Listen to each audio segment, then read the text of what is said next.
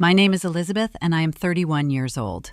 5 years ago, my mother skipped my baby shower to go wine tasting with my younger sister. When I asked where she was, she sent me a text that read, "You are overreacting. It is just a party." 5 years of silence followed that text. Then, last month, my father knocked on my front door. He was crying.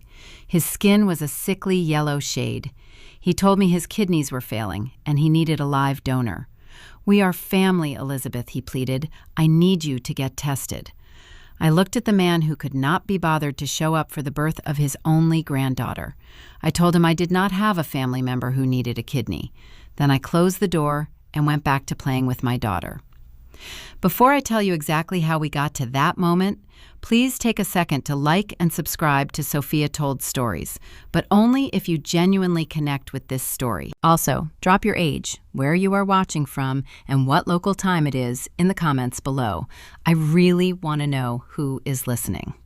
Now, let me take you back 5 years to a sunny Saturday afternoon in an upscale restaurant in Seattle, and the exact moment I stopped waiting for people who were never going to arrive. I was 8 months pregnant, sitting at the head of a long table adorned with pastel centerpieces and stacks of wrapped gifts. The private dining room hummed with the warmth of my husband Ethan's family and the chatter of my closest friends.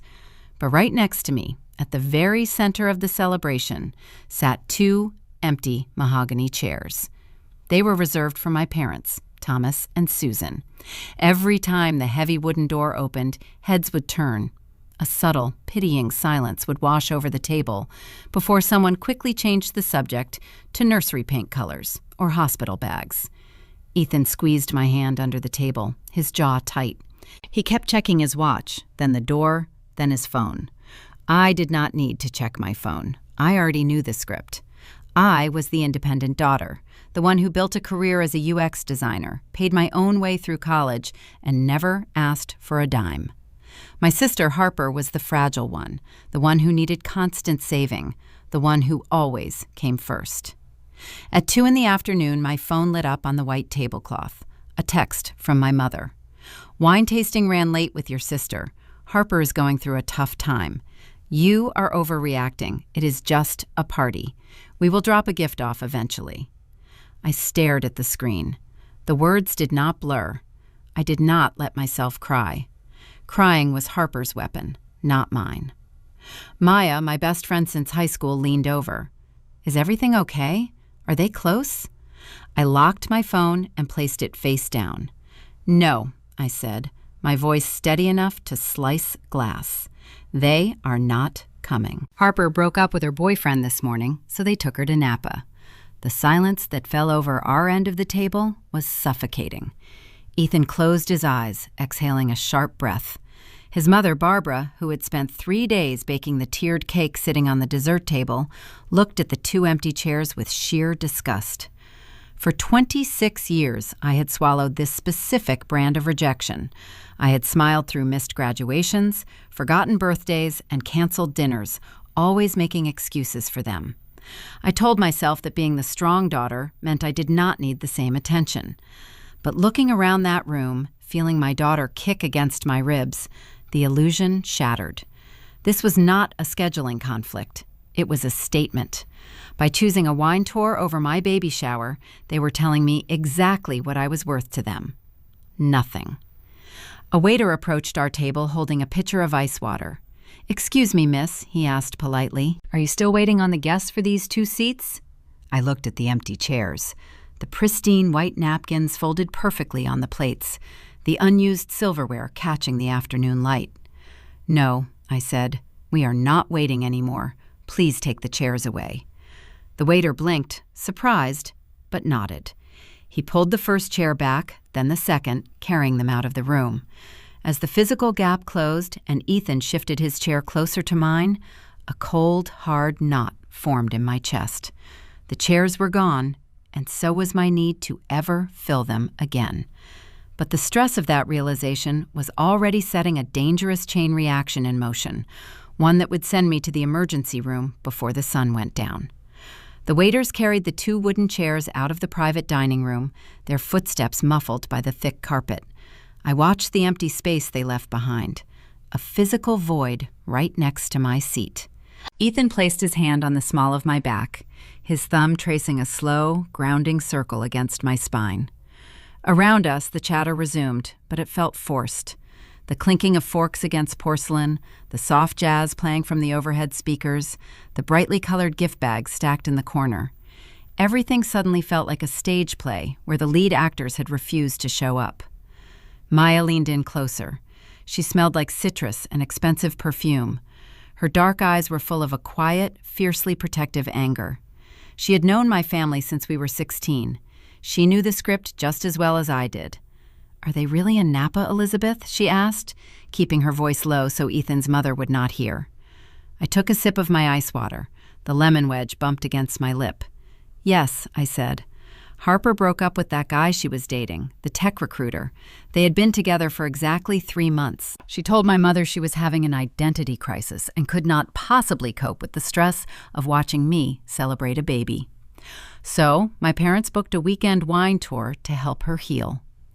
Maya scoffed, shaking her head. "A wine tour? On the day of your first baby shower?" I looked down at my hands resting on my swollen stomach. My daughter kicked, a sharp little flutter against my ribs. I had spent my entire life being the low-maintenance child. I thought it was a virtue. I thought my parents would eventually notice my quiet competence and reward it with pride. Instead, they took my independence as permission to erase me. Because I did not demand their attention to survive, they decided I did not require their presence at all. It was the same hollow ache I felt on a humid morning in May 7 years ago, the day I graduated college. I had worked 2 waitressing jobs to pay for my degree. I studied late into the night, mapping out user interfaces and writing code until my vision blurred. When I walked across that stage to accept my diploma, I searched the sea of folding chairs for my parents. I looked for my father's familiar gray suit. I looked for my mother's bright blonde hair. I found nothing but strangers clapping for their own children. They called me 3 hours after the ceremony ended. Harper had suffered a minor panic attack over her sophomore year final exams. She could not breathe, my mother had explained over the phone, her voice frantic with that manufactured urgency she reserved only for my sister. We had to stay with her. We had to make sure she was safe. "You understand, Elizabeth. You are so strong. You always handle things on your own. You are so strong." Those 4 words were not a compliment. They were a life sentence. They were the excuse my parents used to justify every betrayal, every skipped milestone, every empty chair. The pattern did not stop at graduation. It only escalated as we grew older. While I climbed the corporate ladder, Harper stumbled through life, leaving a trail of half-finished degrees and maxed-out credit cards that my father quietly paid off.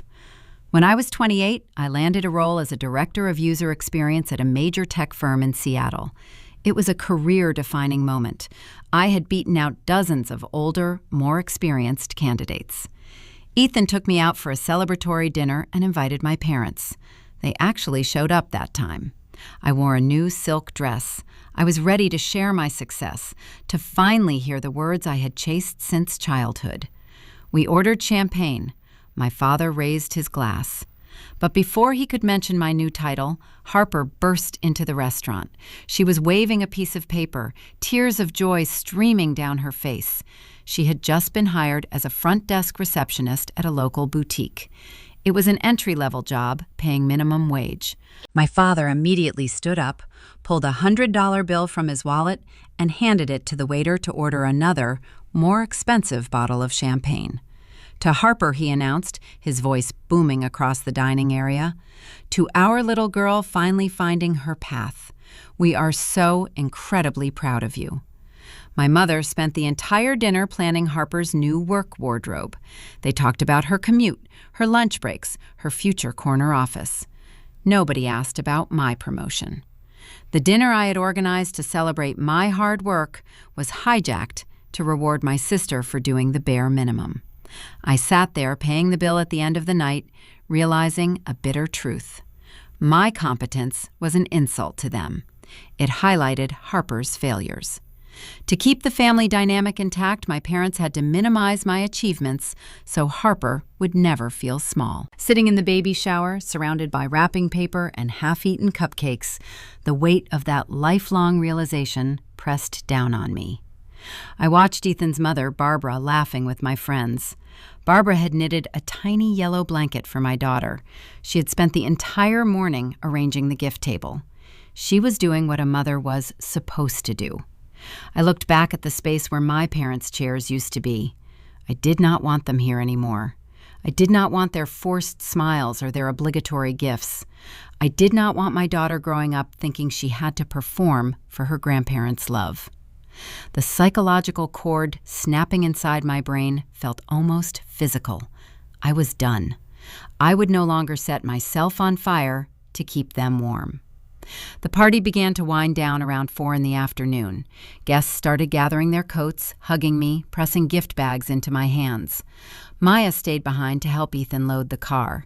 I stood up to thank Ethan's aunt for coming, plastering a warm smile on my face.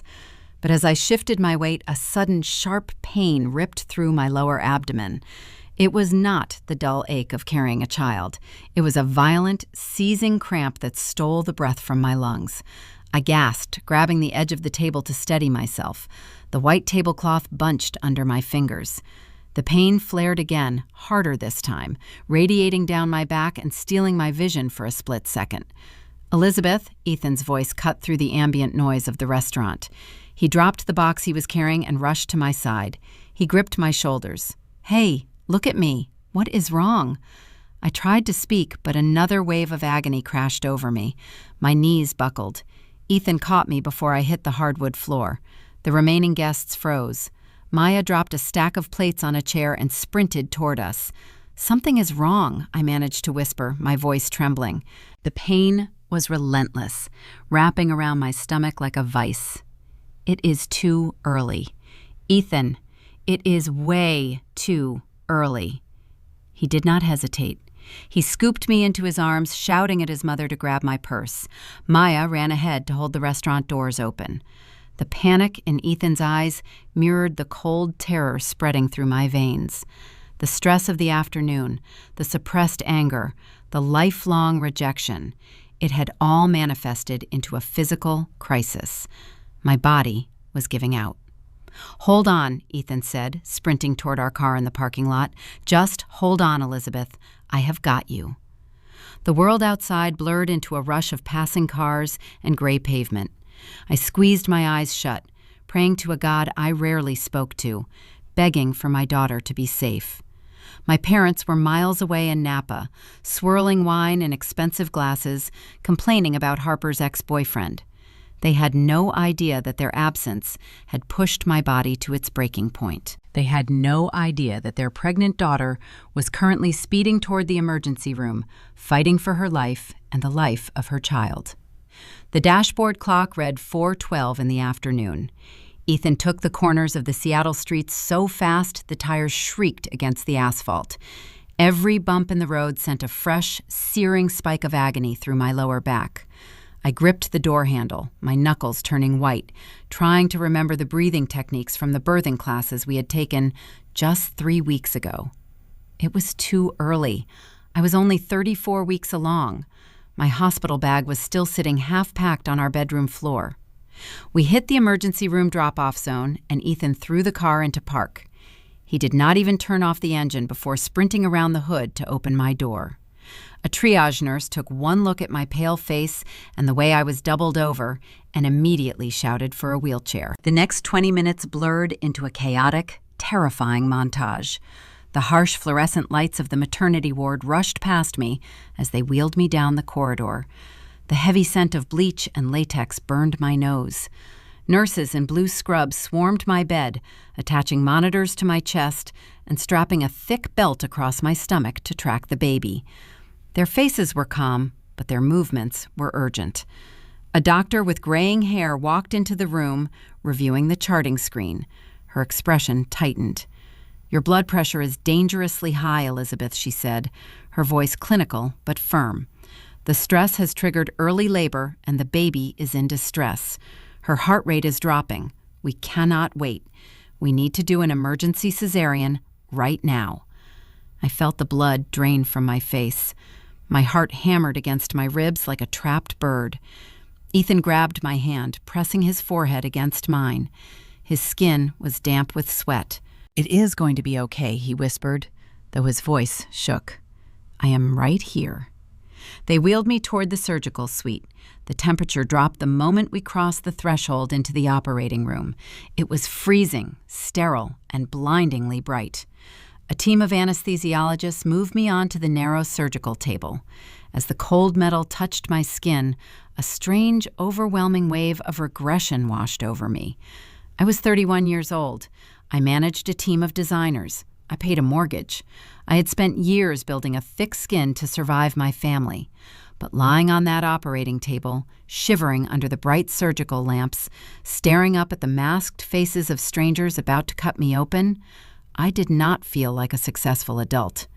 I felt like a terrified little girl. And in that moment of primal, undeniable fear, I wanted my mother. It defied all logic. My mother had just abandoned my baby shower to drink wine in Napa because my sister was experiencing a minor inconvenience. She had spent my entire life prioritizing Harper's comfort over my basic needs.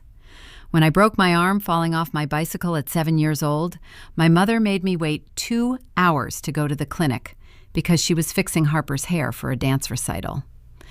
I knew who she was. I knew what she was capable of. Yet, as the spinal block took effect and my lower body went numb, the biological instinct for maternal comfort overrode my rational mind. I looked at Ethan, who was now wearing a blue surgical cap and holding my hand near my shoulder. "Did you call them?" I asked, my words slurring slightly from the medication. "Did you tell her I am in surgery?" Ethan swallowed hard, his eyes shining with unshed tears. "I called them 6 times, Elizabeth. I left 3 voicemails. It went straight to a full inbox. I texted both your mother and your father." "Did they answer?" I asked. He gently brushed a strand of hair away from my face. "No. They have not answered." The surgeon announced she was making the first incision. The pressure on my abdomen felt strange, like someone rummaging through a heavy drawer. I closed my eyes and let the reality sink into my bones. I was facing the most terrifying, life-altering moment of my existence, and my parents were ignoring their phones at a luxury resort. The sharp, beautiful sound of a baby crying pierced the sterile air. Time seemed to stop. Ethan let out a breathless sob, leaning over to kiss my cheek. "She is here," he whispered, his voice cracking. "She is perfect." They brought her around the surgical drape for a brief, fleeting moment. She was tiny, weighing barely 5 pounds, covered in medical blankets with a tiny knit cap on her head. Her face was red and furious, and she was the most beautiful thing I had ever seen. I managed to brush my lips against her warm forehead before the nurses whisked her away to the neonatal intensive care unit to monitor her breathing. The exhaustion hit me like a physical blow. The adrenaline faded, replaced by the heavy, pulling darkness of the surgical drugs. I closed my eyes and let the monitor's rhythmic beeping lull me into a deep, dreamless sleep. When I woke up, the room was quiet. I was lying in a recovery suite.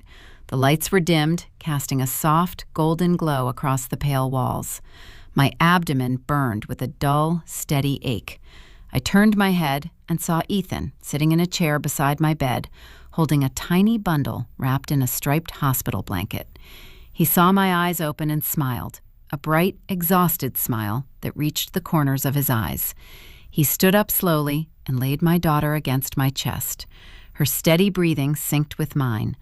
I wrapped my arms around her fragile body, burying my face in the soft scent of her skin. We named her Lily. Ethan sat on the edge of the bed. He pulled his phone from his pocket. His expression darkened, the joy momentarily draining from his features. "Your mother texted back," he said, his tone devoid of any warmth. My stomach twisted. Part of me, that naive, foolish part that still hoped for a miracle, wondered if she was rushing to the airport, wondered if she had dropped everything the moment she heard her daughter was in emergency surgery. "Read it," I said softly. Ethan looked at the screen.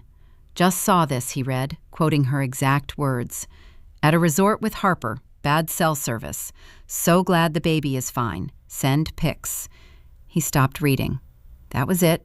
No panic, no desperate phone calls to the nurse's station to check my vital signs, no promises to book the next flight home.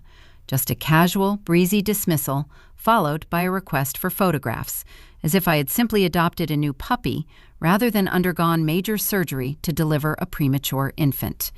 Before I could process the sheer audacity of that text message, the door to my recovery room creaked open. Ethan's mother, Barbara, stepped inside. She looked awful. Her hair was messy, her clothes were wrinkled, and she was clutching a lukewarm cup of hospital coffee. She had been wearing the same floral blouse since the baby shower yesterday afternoon. She had not gone home. She had slept upright in a rigid plastic chair in the waiting room for the last 14 hours, refusing to leave the building until she knew both me and the baby were safe.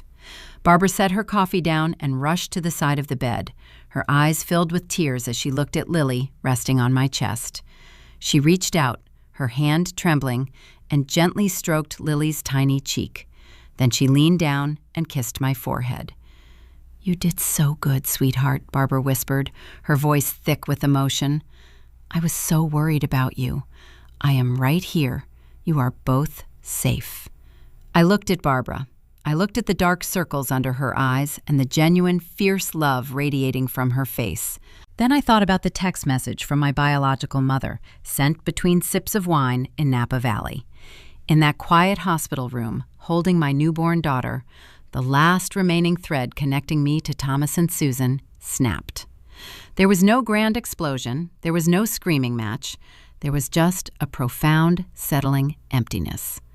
I realized that a title does not make a mother. Showing up makes a mother.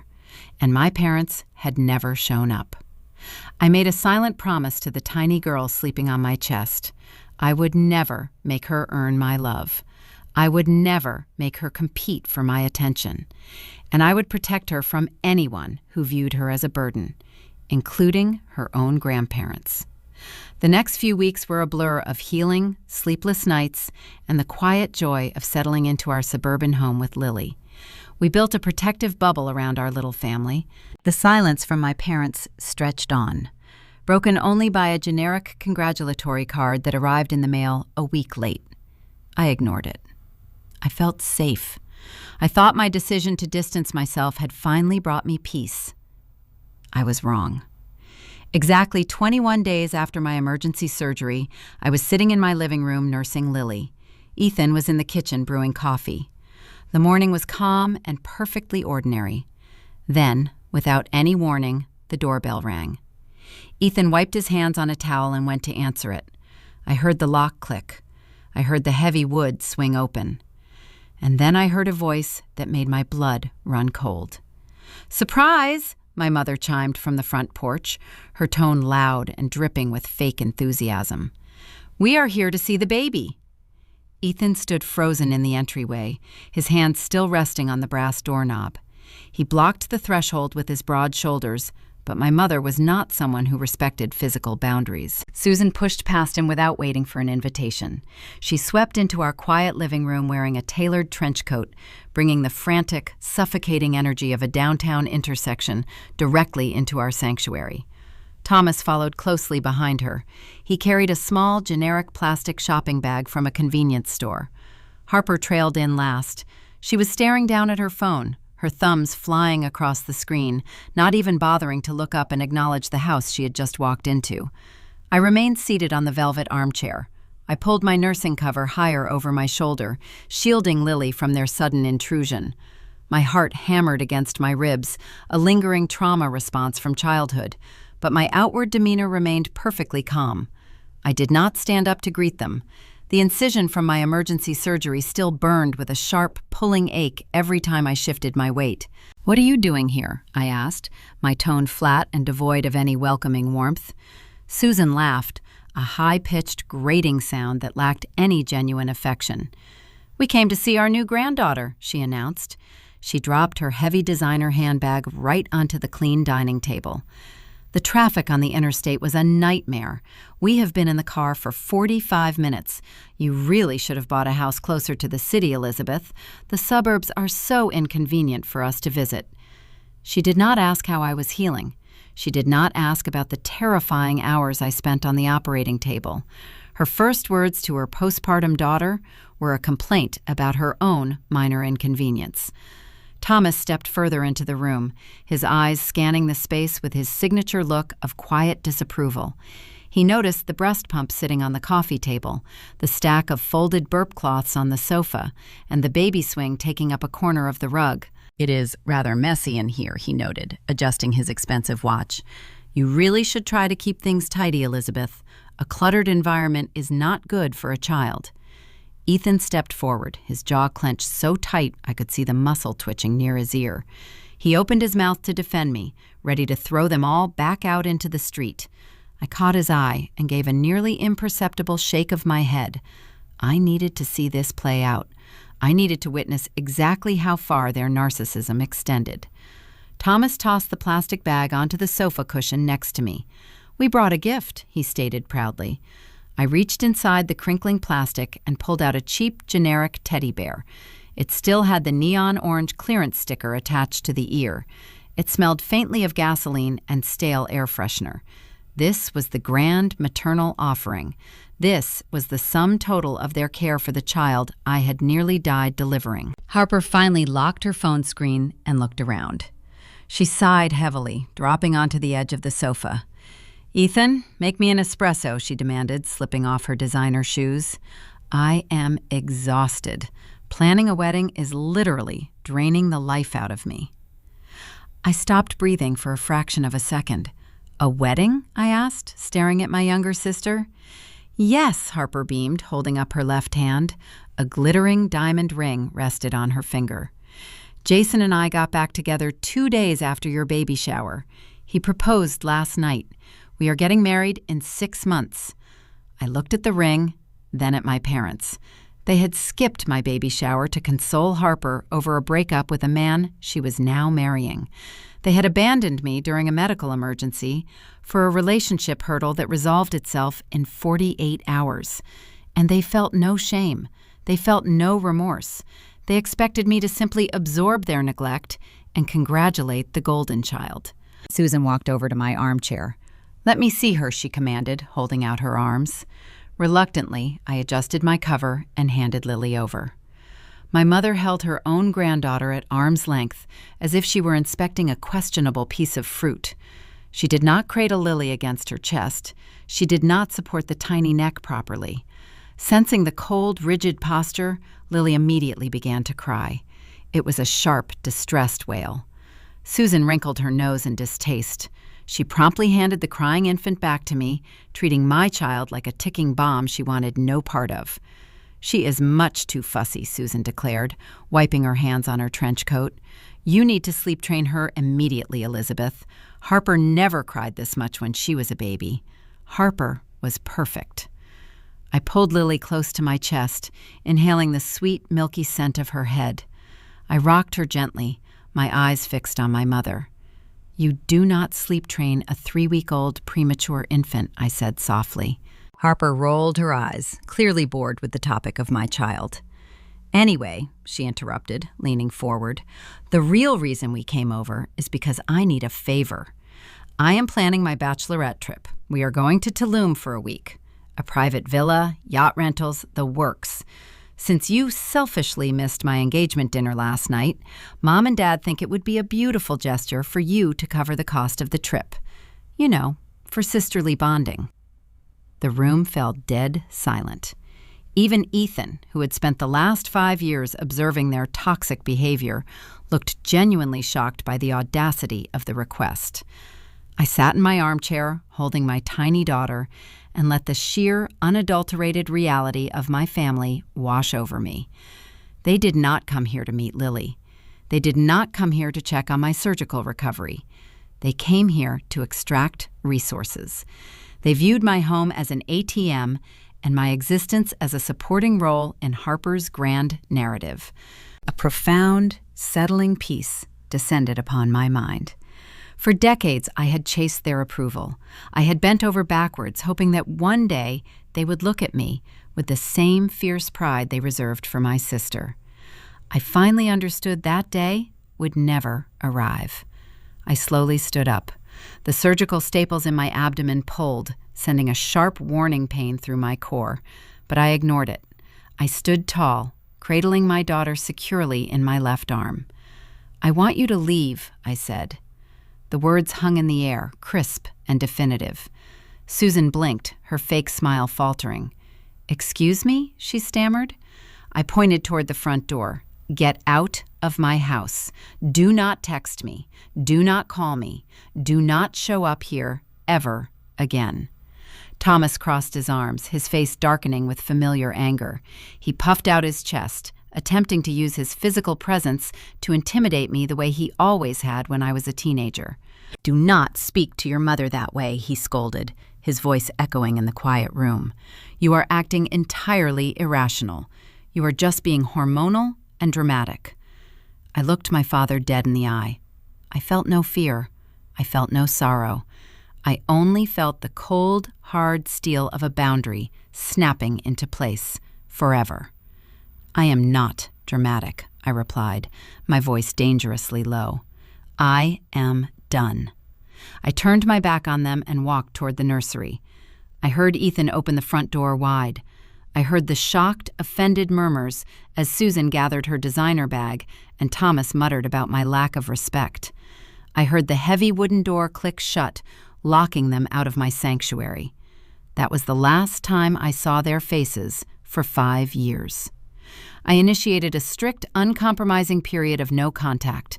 The silence was jarring at first, but soon it blossomed into a beautiful, thriving peace. My career skyrocketed.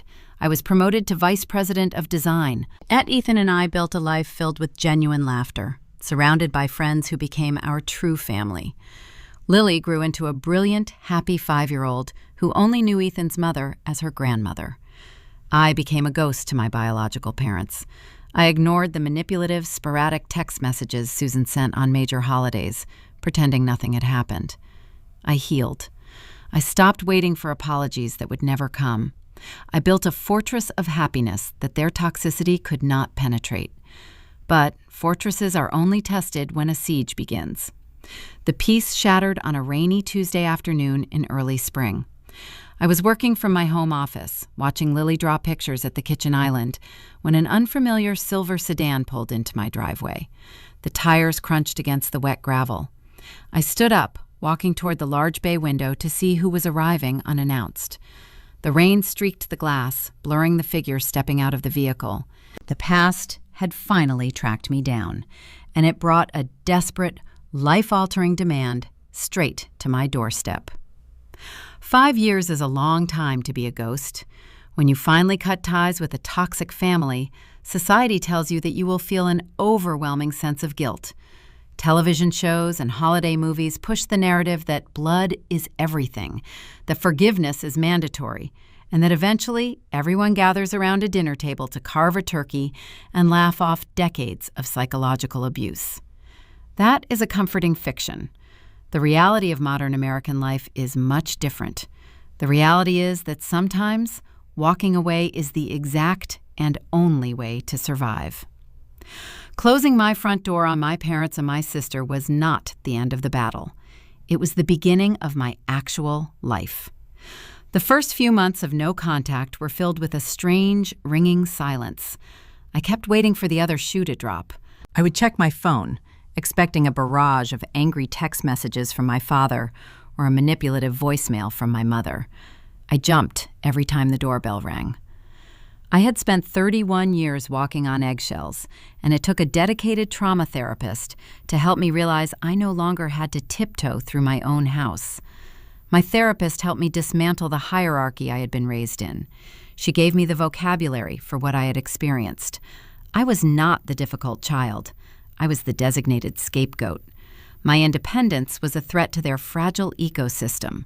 They needed Harper to be the helpless victim, so my parents could play the eternal saviors. By succeeding, by paying my own bills and building a stable career, I had disrupted their narrative. They punished me for it by withdrawing their affection. Understanding that dynamic was like finding the antidote to a poison I had been drinking since childhood. Once the poison left my system, I thrived. The energy I used to spend analyzing my mother's passive-aggressive comments was suddenly freed up. I poured that focus into my career. Within 2 years, I was promoted to Vice President of User Experience at my firm. I led a team of 40 designers. I sat in boardrooms and made decisions that impacted millions of users. I was respected, valued, and compensated for my competence. I did not have to shrink myself to make my colleagues feel comfortable. My marriage to Ethan deepened into an unshakable partnership. He had stood like a sentinel at my door, shielding me while I healed from the emergency cesarean and the emotional fallout of my family abandoning me. We built a sanctuary in our suburban home. We filled it with art, music, and the people who actually mattered.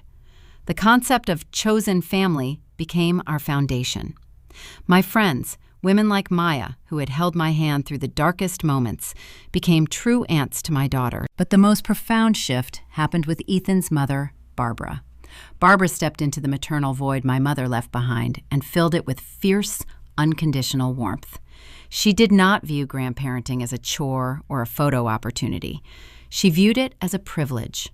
When Lily took her first steps, Barbara was sitting on our living room rug, cheering so loudly she startled the dog. When Lily started preschool, Barbara was in the front row of the orientation, taking copious notes on the snack schedule. Lily grew up knowing only one grandmother. She grew up in a house where love was not transactional. She never had to perform for affection. She never had to watch a sibling receive preferential treatment while she was handed the leftovers.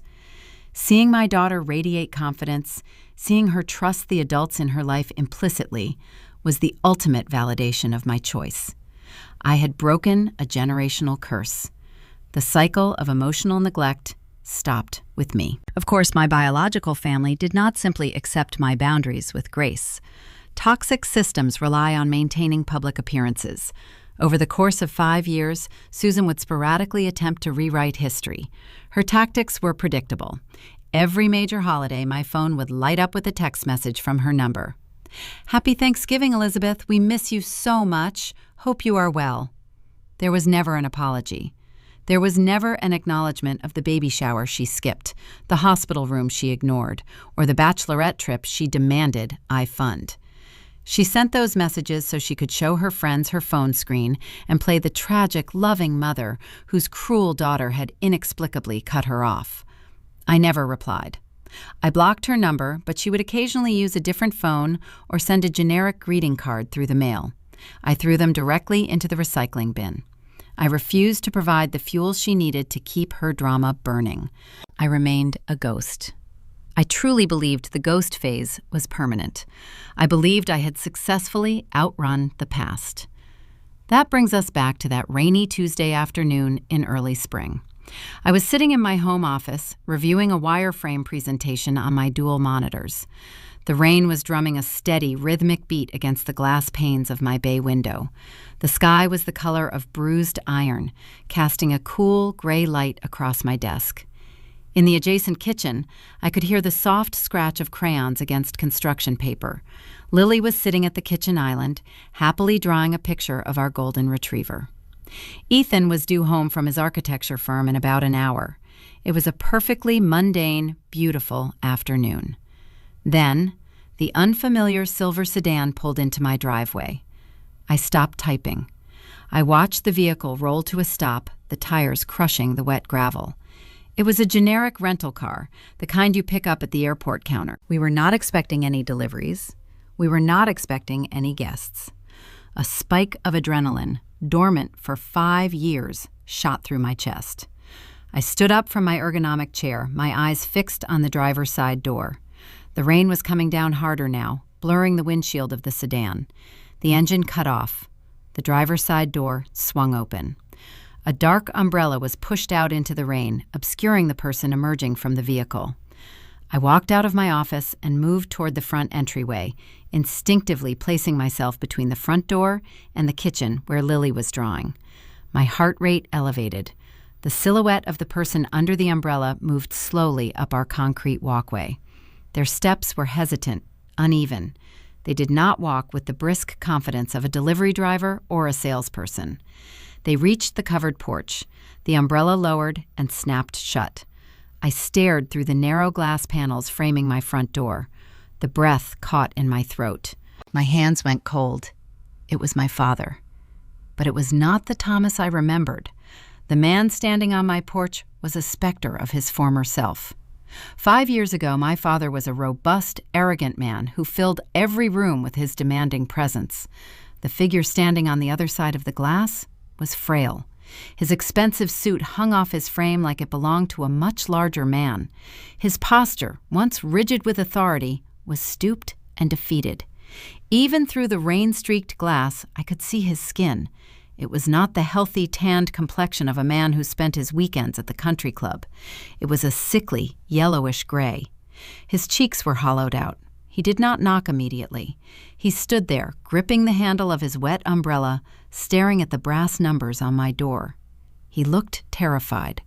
My father, a man who had never shown an ounce of vulnerability in his entire life, was trembling on my porch in the freezing rain. I did not feel a sudden rush of daughterly affection. I did not feel the urge to throw open the door and pull him out of the cold. Instead, my analytical mind immediately went to work. A man like Thomas does not break a 5-year silence to apologize. A man like Thomas does not drive a rental car through a rainstorm just to see the grandchild he abandoned. He was here because he needed something monumental, something that his golden child, Harper, could not or would not provide. The doorbell rang. The chime echoed through the quiet house. "Mommy," Lily called from the kitchen, her bright voice cutting through the tension. "Someone is at the door." "I know, sweetie," I called back, my voice remarkably steady. "Keep coloring your dog. I will handle it."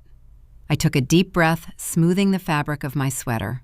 I unlocked the deadbolt. I turned the handle.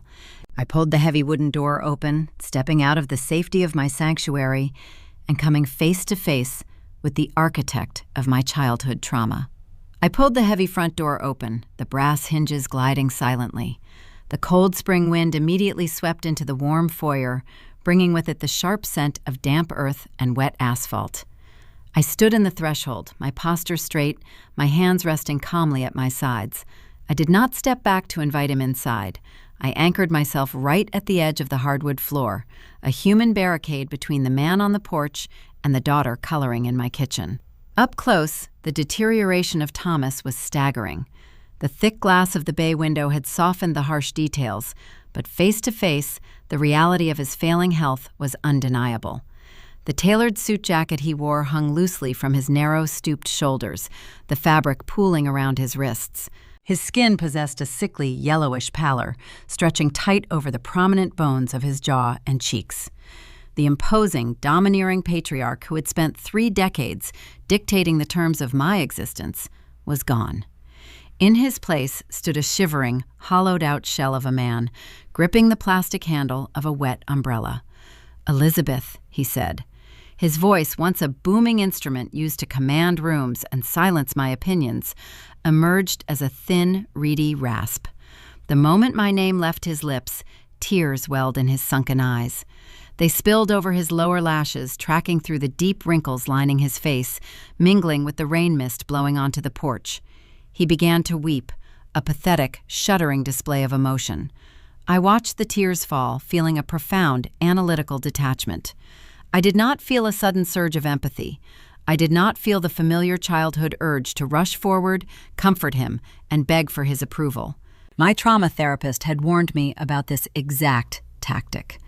Narcissistic parents often weaponize vulnerability when their authority no longer works. They use tears the same way a hunter uses bait, hoping to trigger the ingrained guilt and obedience they installed in you years ago. He took a half step forward, expecting me to instinctively move aside and let him cross the threshold. I held my ground. My gaze remained level and unwavering. "I am so sick, Elizabeth," he sobbed, his shoulders shaking beneath the damp wool of his coat. "I am so sick, and I did not know where else to go." I maintained my silence.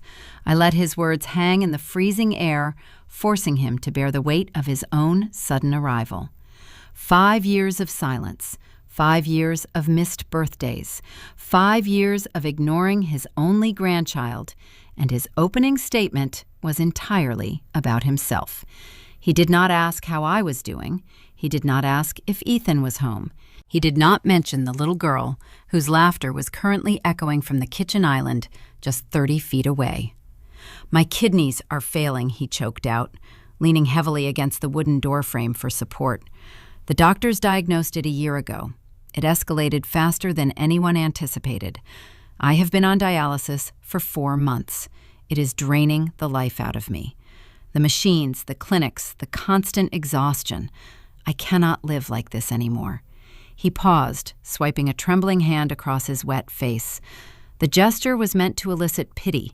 Instead, it only highlighted the staggering audacity of his visit.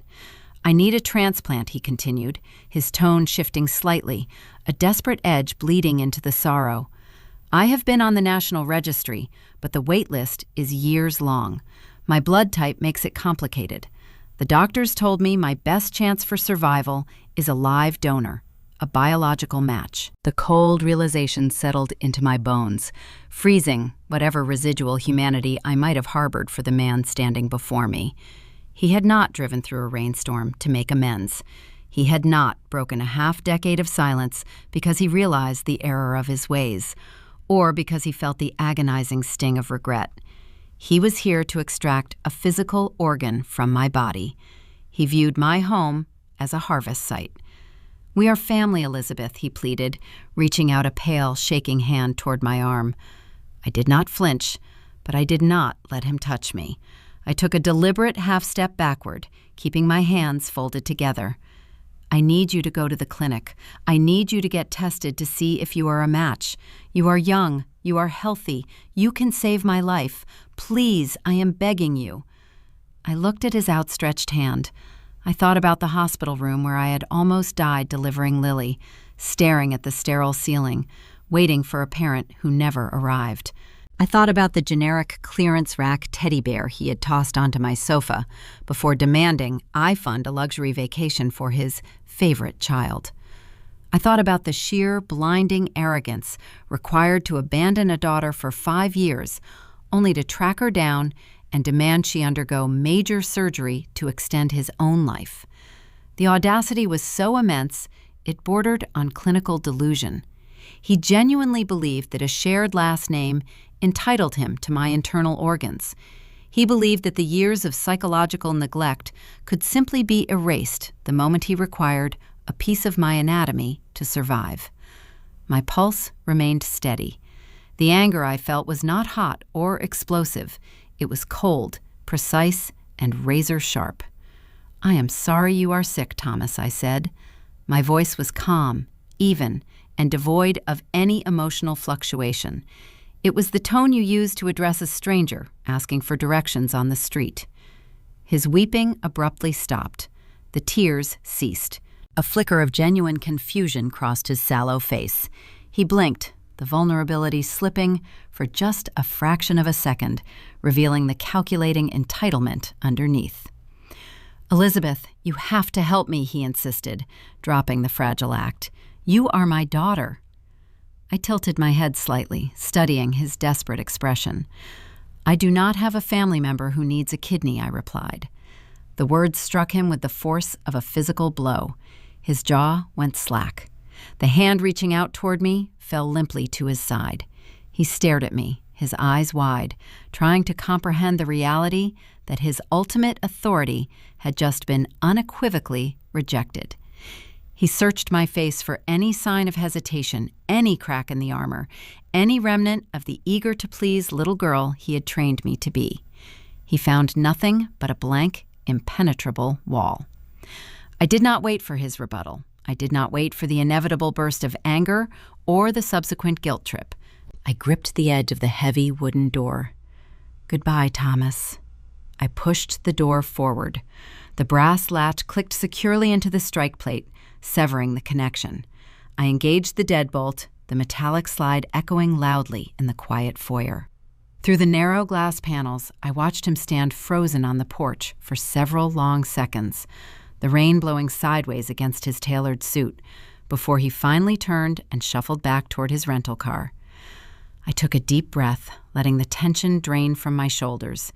The encounter was over, but my instincts, honed by decades of surviving my family, warned me that this was merely the opening shot.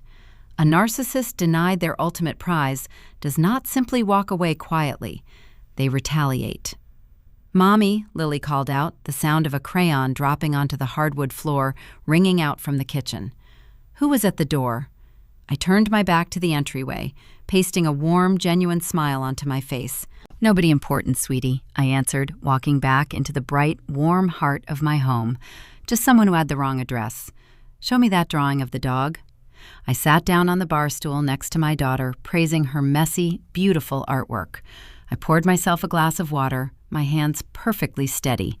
I knew closing that door had set a timer. Thomas and Susan would not accept this defeat. They would rally their troops. They would twist the narrative.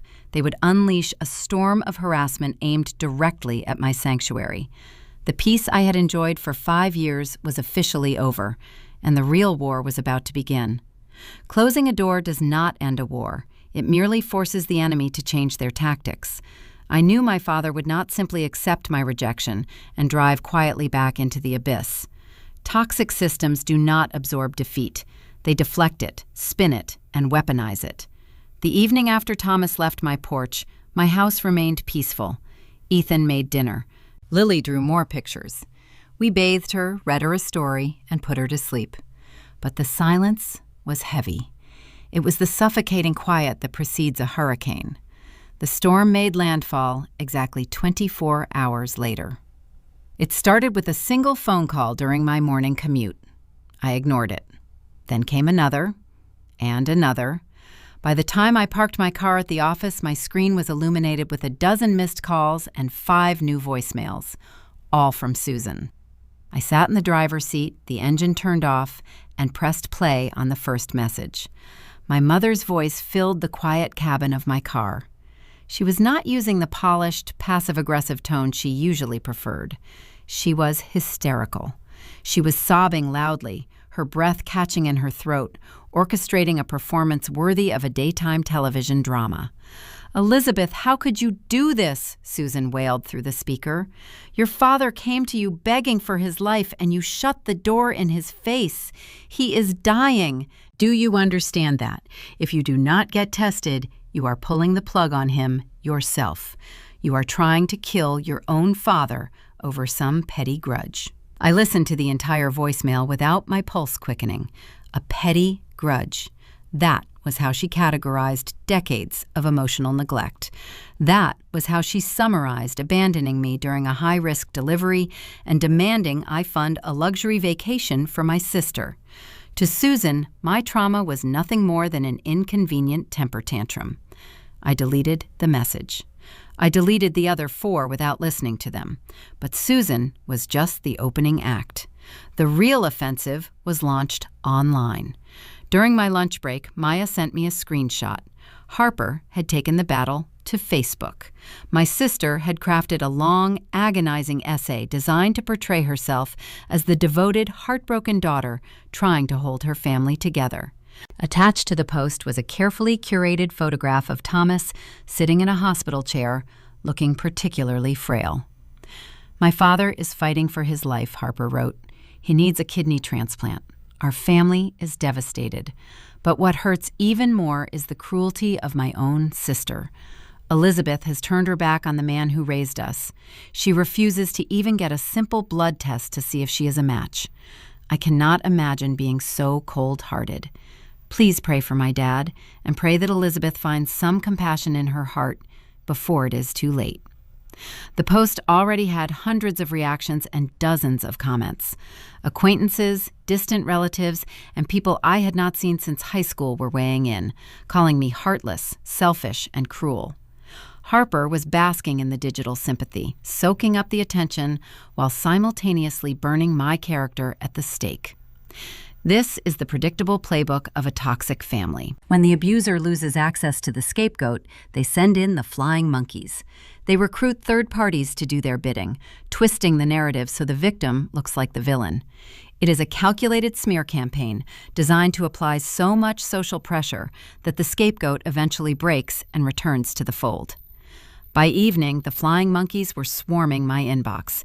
Extended family members who had not bothered to learn my daughter's name were suddenly flooding my phone with unsolicited advice and heavy-handed guilt trips. Aunt Brenda, a woman who had once skipped my college graduation because she got a better offer for a country club luncheon, sent me a long text message about Christian charity.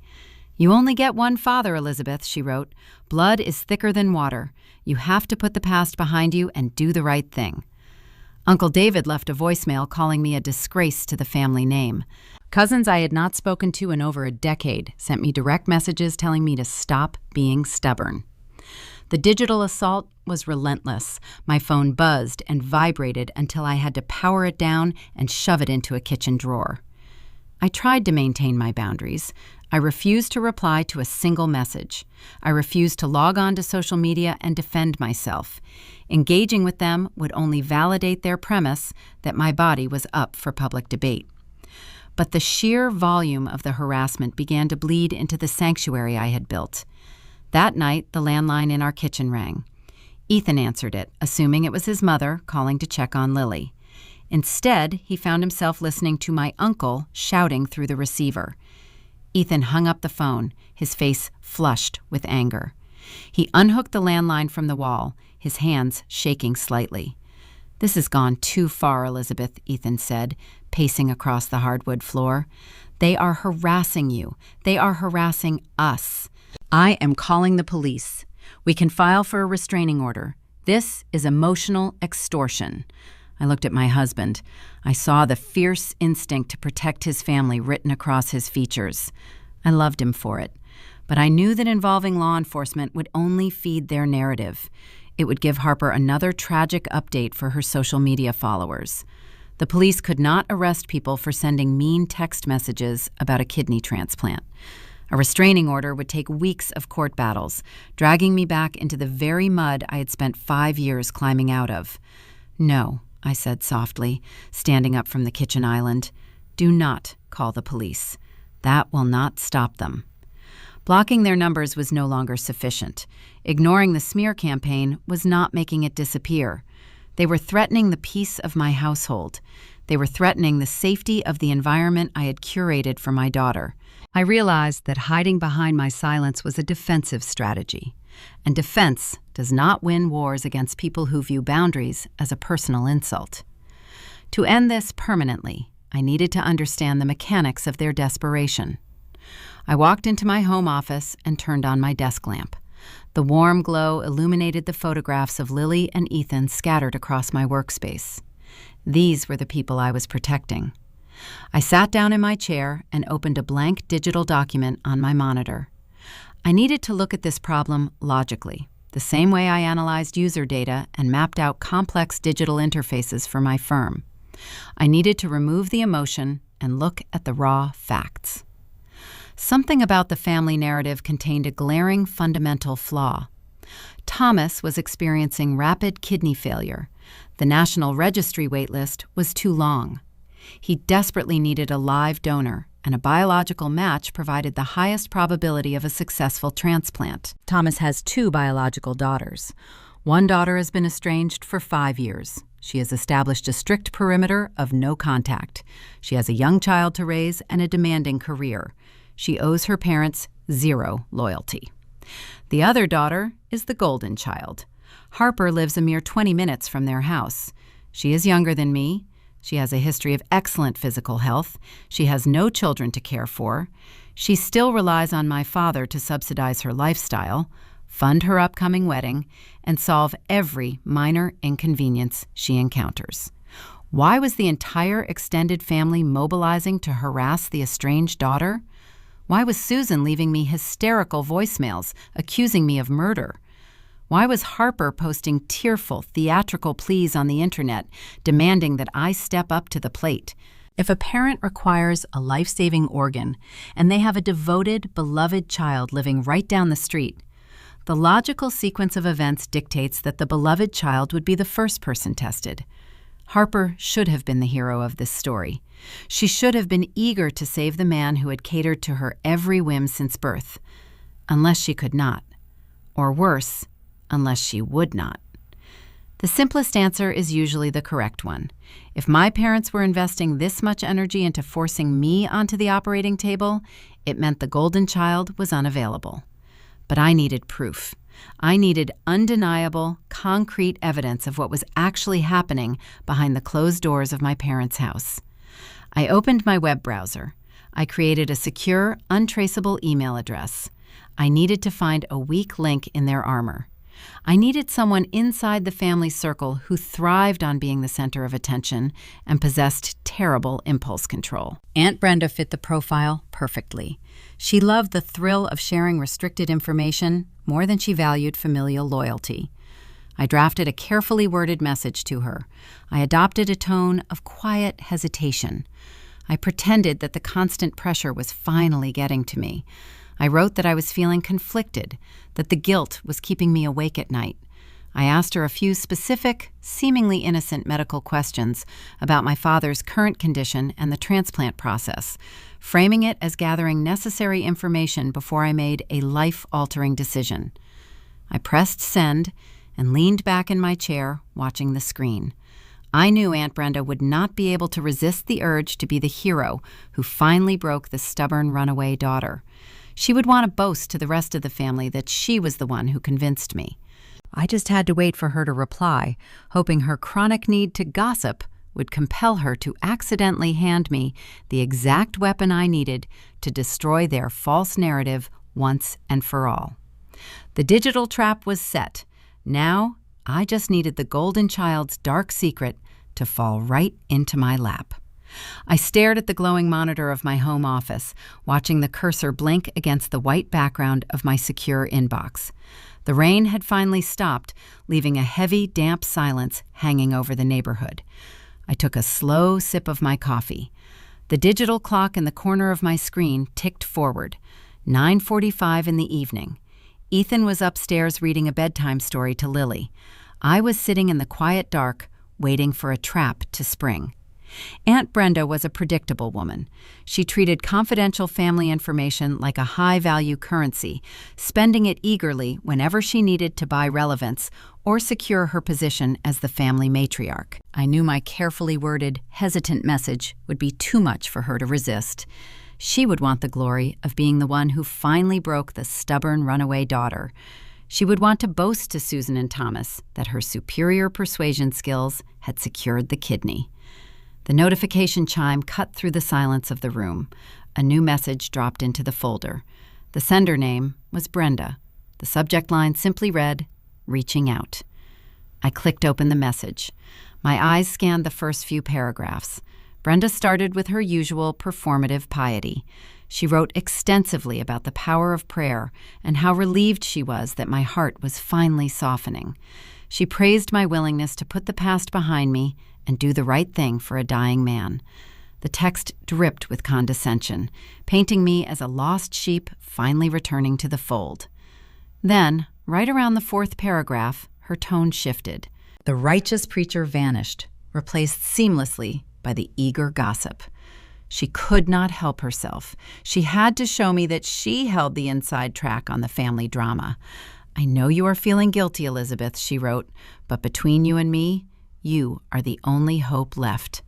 The doctors told us your father does not have much time. It is such a tragedy, especially after the immense disappointment with Harper." I stopped reading. The air in my home office seemed to thin. The disappointment with Harper. I read the sentence again, the syllables rolling over in my mind. I scrolled down, my finger tracing the edge of the mouse. Brenda had typed out a dense block of text that unraveled the entire mystery. In a few careless sentences, she laid bare the grotesque machinery of my biological family. 3 months ago, long before Thomas ever showed up on my porch shivering in the freezing rain, Harper went to the transplant clinic. She underwent the extensive blood panels and the tissue typing. The medical results came back within a few weeks. Harper was a flawless, identical biological match. She possessed the exact genetic markers needed to save his life with minimal risk of rejection. The surgical team was thrilled. They began prepping the transplant schedule. But Harper backed out. She flatly refused to proceed with the surgery. Her reasoning was not based on a hidden medical condition. It was not rooted in a severe psychological phobia of hospitals. Her excuse was entirely, sickeningly cosmetic. Harper was getting married in 6 months. Her honeymoon was booked for an exclusive luxury resort in the Maldives. She told the transplant coordinator, and my parents, that the nephrectomy procedure would leave a visible surgical scar on her abdomen. She argued that a permanent mark would ruin her ability to wear the designer bikinis she had already purchased for her trip. Furthermore, she claimed the 6-week recovery period would interfere with her final wedding dress fittings and her bachelorette party in Tulum. This was the exact moment the email shifted from appalling to terrifying. If a normal parent heard their favorite child refuse to save their life over a vacation wardrobe, that parent would be devastated. They would recognize the sheer entitlement they had cultivated. But Thomas and Susan did not reprimand her. They did not demand she reconsider her priorities. According to Brenda, my parents readily accepted her excuse. They agreed that her upcoming wedding was a delicate, stressful event that should not be marred by hospital stays and surgical wounds. Instead of holding their golden child accountable, they pivoted their crosshairs directly onto me. Brenda detailed their exact logic, oblivious to the monstrous nature of her own words. Your mother pointed out that since you already had an emergency cesarean with Lily, you already have a scar. Your body has already been through childbirth, so another mark would not make a difference. Plus, you have Ethan to take care of you during recovery, while Harper needs to focus on her new husband. I sat back in my ergonomic chair. The blue light from the dual monitors washed over my face, illuminating the quiet shock settling into my features. I read the words again. Your body has already been through childbirth, so another mark would not make a difference. They did not view me as a daughter. They did not even view me as a human being. I was a scrap pile. Because I had endured a traumatic, life-threatening delivery 5 years ago, my parents decided my physical form was already damaged goods. Therefore, my body was the logical choice to be sliced open and harvested. They were not knocking on my door because I was their last hope. They were knocking on my door because I was the sacrificial lamb, designated to spare Harper from a minor inconvenience. The door to my office pushed open. Ethan walked in, holding a small stack of mail. He saw my face in the glow of the monitors and stopped dead in his tracks. He dropped the envelopes on a side table and rushed to my side. "What is it?" he asked, his voice tight with concern. "What happened?" I did not speak. I simply turned the monitor toward him and pointed at the screen. Ethan leaned over my shoulder, reading the email from Brenda. I listened to his breathing shift as his eyes scanned the paragraphs. When he reached the part about the bikini and the Maldives, he let out a sharp, incredulous breath. When he read the justification about my cesarean scar, his hands gripped the back of my desk chair so hard the plastic creaked. "This is evil," Ethan whispered, his voice trembling with a dark, protective fury. "This is pure evil. They are willing to put you through a major organ removal just so she can wear a swimsuit." The sheer scale of the narcissism was breathtaking. Susan had left me screaming voicemails accusing me of murder. Harper had posted tearful pleas on the internet about my cruelty. Aunts and uncles bombarded my phone with lectures on family loyalty. All of them, every single one of those flying monkeys, knew the truth. They all knew Harper was a flawless match. They all knew she refused to donate because of a vacation. Yet they mobilized as a collective unit to harass, bully, and extort the estranged, scapegoated daughter into the operating room. They were willing to sacrifice my health, risk my life, and disrupt the peace of my own child just to protect the superficial vanity of the favorite daughter. Something inside me shifted. The cold, analytical detachment I had maintained for 5 years crystallized into something much sharper. It was not the frantic, desperate anger of a child wanting to be loved. It was the lethal, focused wrath of a woman who realizes she is dealing with predators. I looked up at Ethan. He was waiting for me to break down. He was waiting for the tears to fall. But my eyes were completely dry. "I am not going to block their numbers anymore," I said, my voice steady and precise. Ethan frowned, confusion masking his anger. "What do you mean?" "You have to ignore them. We cannot engage with this kind of sickness." Ignoring them was defense, I replied, turning my monitor back to face me. I minimized the email window. I opened a new encrypted folder on my desktop, and defense is not working. They breached our perimeter. They brought this war to our front porch. Now, I am going to end it. I typed a single word into the new folder name: receipts. Screaming into the void is useless. Toxic families thrive on emotional reactions. They want you to yell so they can label you unhinged. They want you to cry so they can call you weak. The only way to win a war against people who manipulate the truth is to blind them with undeniable, indisputable facts. I was going to systematically dismantle their entire public facade. I was going to gather every piece of evidence, every cruel text, every hypocritical social media post, and I was going to lay a trap so devastating they would never recover. The battle line was drawn, and for the first time in 31 years, I was holding all the ammunition. My career as a user experience designer was built on a single foundational premise. Data tells a story. If you want to understand why a system fails, you do not rely on emotional anecdotes or subjective opinions. You look at the raw data. You track the user behavior, you isolate the friction points, and you present the undeniable evidence. For 31 years, my family had controlled the narrative because they operated entirely on emotion and manipulation. They thrived in the shadowy spaces of he said, she said. They relied on my silence to maintain their pristine public image.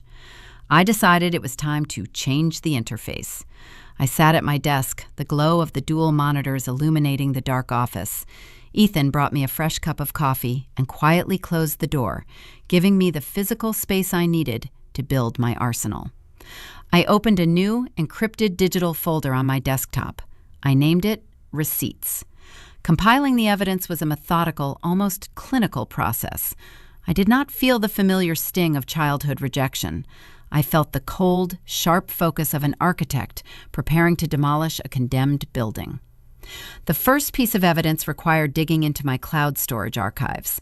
I needed the catalyst. I navigated through years of backed-up files until I found the specific screenshot I had saved on the day of my baby shower. I opened the image. The text message from my mother sat perfectly preserved in digital amber. "Wine tasting ran late with your sister. Harper is going through a tough time. You are overreacting. It is just a party. We will drop a gift off eventually." I dragged the image into the folder. It was the cornerstone of their hypocrisy, the opening exhibit proving their chronic neglect. The second piece of evidence required a deeper dive.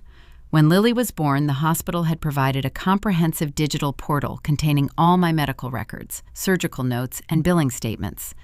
I logged into the patient portal and requested the specific visitor logs for the neonatal intensive care unit during the 3 days Lily was monitored.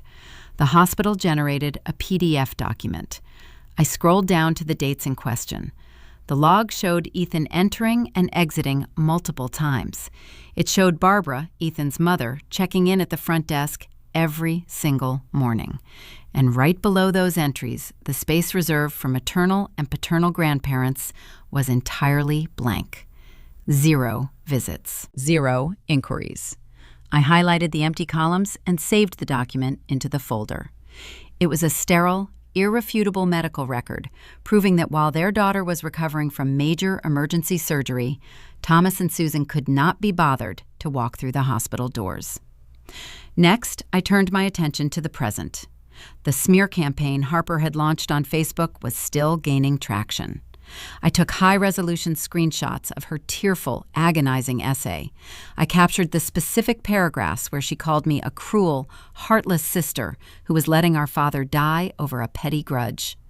I made sure to capture the date, the timestamp, and the hundreds of sympathetic comments from extended family members praising Harper for her devotion. Then I connected my phone to the computer.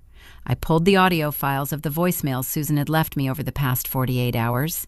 I used a transcription software to convert her hysterical, screaming accusations into plain text. I placed the audio files right next to the transcriptions. "Elizabeth, how could you do this? You are pulling the plug on him yourself. You are trying to kill your own father." I arranged the files chronologically. I was building a timeline of extortion. I was creating a clear, undeniable picture of a family willing to use intense psychological warfare to force a discarded daughter into an operating room. But the crown jewel of the folder, the weapon that would sever their control permanently, was the email from Aunt Brenda. I opened the message again, reading the careless, arrogant words she had typed just an hour ago. I highlighted the exact sentences confirming that Harper was a flawless biological match. I bolded the section explaining Harper's refusal to donate due to her Maldives honeymoon and her fear of a bikini scar. Finally, I drew a digital red box around the sickening justification my parents had used to target me instead. Your body has already been through childbirth, so another mark would not make a difference. I dragged Brenda's email into the receipts folder and locked the directory. The trap was fully loaded. The data was organized, verified, and ready for deployment. I just needed the right venue to present my findings. I knew my parents would not risk a confrontation in my home again. The power dynamic on my porch had terrified my father. He realized he could not control me in my own sanctuary. They needed an environment where social pressure would force me to comply. 2 days later, the invitation arrived.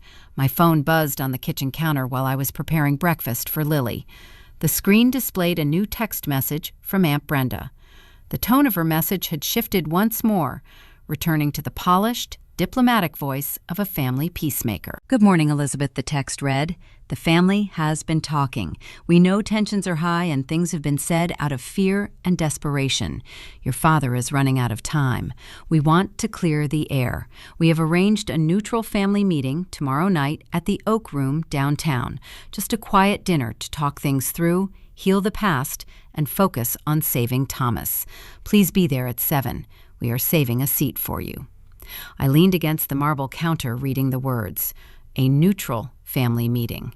There is no such thing as neutral ground when dealing with a toxic family system. The choice of venue was highly strategic. The Oak Room was an upscale, exclusive restaurant in the heart of the city. It featured quiet dining rooms, white tablecloths, and an atmosphere that demanded polite, muted behavior. They chose a public, high-end location specifically to trap me. They calculated that I would not cause a scene in a fine dining establishment. They believed the presence of extended family members, combined with the social constraints of the restaurant, would back me into a corner and force me to agree to the medical testing. They thought it was an intervention. They thought they were the ones springing a trap. I poured myself a cup of coffee, the dark liquid steaming in the morning light. I tapped the screen of my phone and typed a single, brief reply. "I will be there." I did not add a greeting. I did not ask who else was attending. I gave them the exact confirmation they needed to feel victorious. Ethan walked into the kitchen, adjusting the cuffs of his work shirt. He saw the cold, determined look on my face and glanced at the phone resting on the counter. "Did they reach out?" he asked, his voice low and protective. I handed him the phone. "Aunt Brenda is hosting a peace summit at the Oak Room tomorrow night. They want to heal the past." Ethan read the message, his brow furrowing. "It is an ambush, Elizabeth. They are going to gang up on you. You do not have to go. We can block Brenda's number right now and be done with it." I took the phone back and slipped it into my pocket. "I know it is an ambush," I said smoothly, "but blocking them will only make them escalate. They will show up at my office. They will try to approach Lily at her preschool. The only way to stop a bully is to publicly dismantle their power. I am going to that dinner. I walked back into my home office and picked up my sleek silver iPad.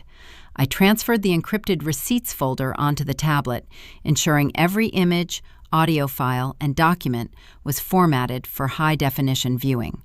I checked the battery. I wiped a smudge off the glass screen. Tomorrow night, Thomas, Susan, Harper, and the chorus of flying monkeys would sit around a mahogany table, armed with guilt trips, fake tears, and decades of entitlement. They were preparing to break a scapegoat.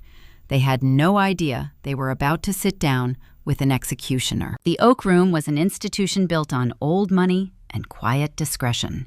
It was the kind of establishment where the lighting was always a dim amber.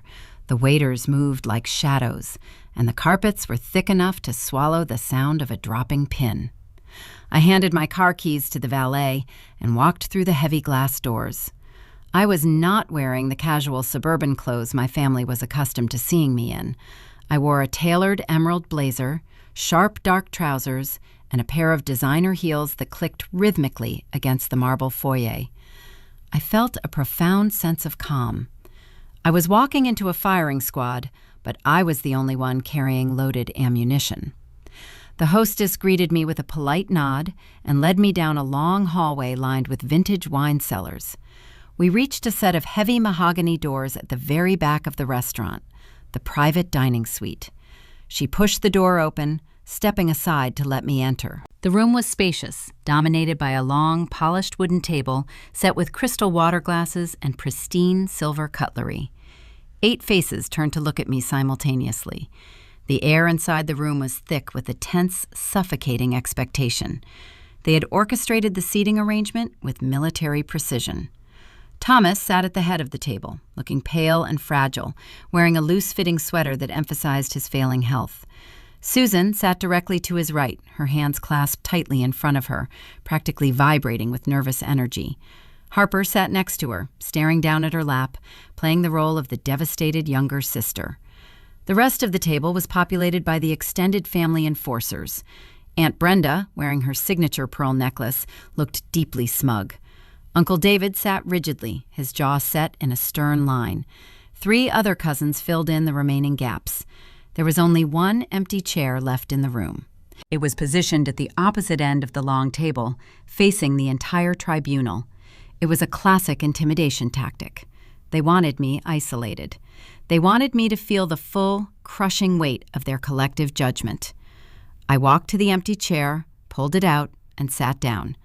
I placed my leather handbag on the floor, right next to my ankle. I did not fidget. I did not look away. I met my father's gaze, then my mother's, and finally locked eyes with Aunt Brenda. "Thank you for coming, Elizabeth," Brenda began, using a hushed, reverent tone designed to sound like a Sunday morning sermon. "We know it took courage to step back into this family." I did not reply. A waiter slipped into the room, filled my crystal glass with sparkling water, and vanished just as quickly. The silence stretched, heavy and uncomfortable. They were waiting for me to apologize. They were waiting for me to break the ice with a nervous justification. When I offered nothing but a steady, unblinking stare, Susan took the cue to launch her performance. She covered her face with her hands and released a loud, rehearsed sob. "Elizabeth, please," Susan pleaded, her voice echoing off the wood-paneled walls. "Look at your father. Look at what this disease is doing to him. We have been living in a nightmare for months. We are terrified. We cannot lose him, and you are the only hope we have left. We know we have made mistakes in the past, but none of that matters right now. Family has to forgive." Harper chimed in right on schedule. She reached across the table and placed her hand over my father's thin wrist. "I cannot plan my wedding knowing Dad might not be there to walk me down the aisle," Harper said, her voice trembling with manufactured grief. "We need you, Lizzie. I need my big sister to do the right thing." The sheer audacity of her statement almost made me laugh. Just a few months ago, she refused to save his life because she wanted to wear a 2-piece swimsuit in the Maldives. Now she was sitting in a luxury restaurant, weaponizing her upcoming wedding to guilt-trip the sister she had spent a lifetime pushing away. She played the devoted daughter so convincingly that anyone outside our family circle would have wept for her. The emotional barrage continued without missing a beat. Uncle David leaned forward, resting his heavy forearms on the table.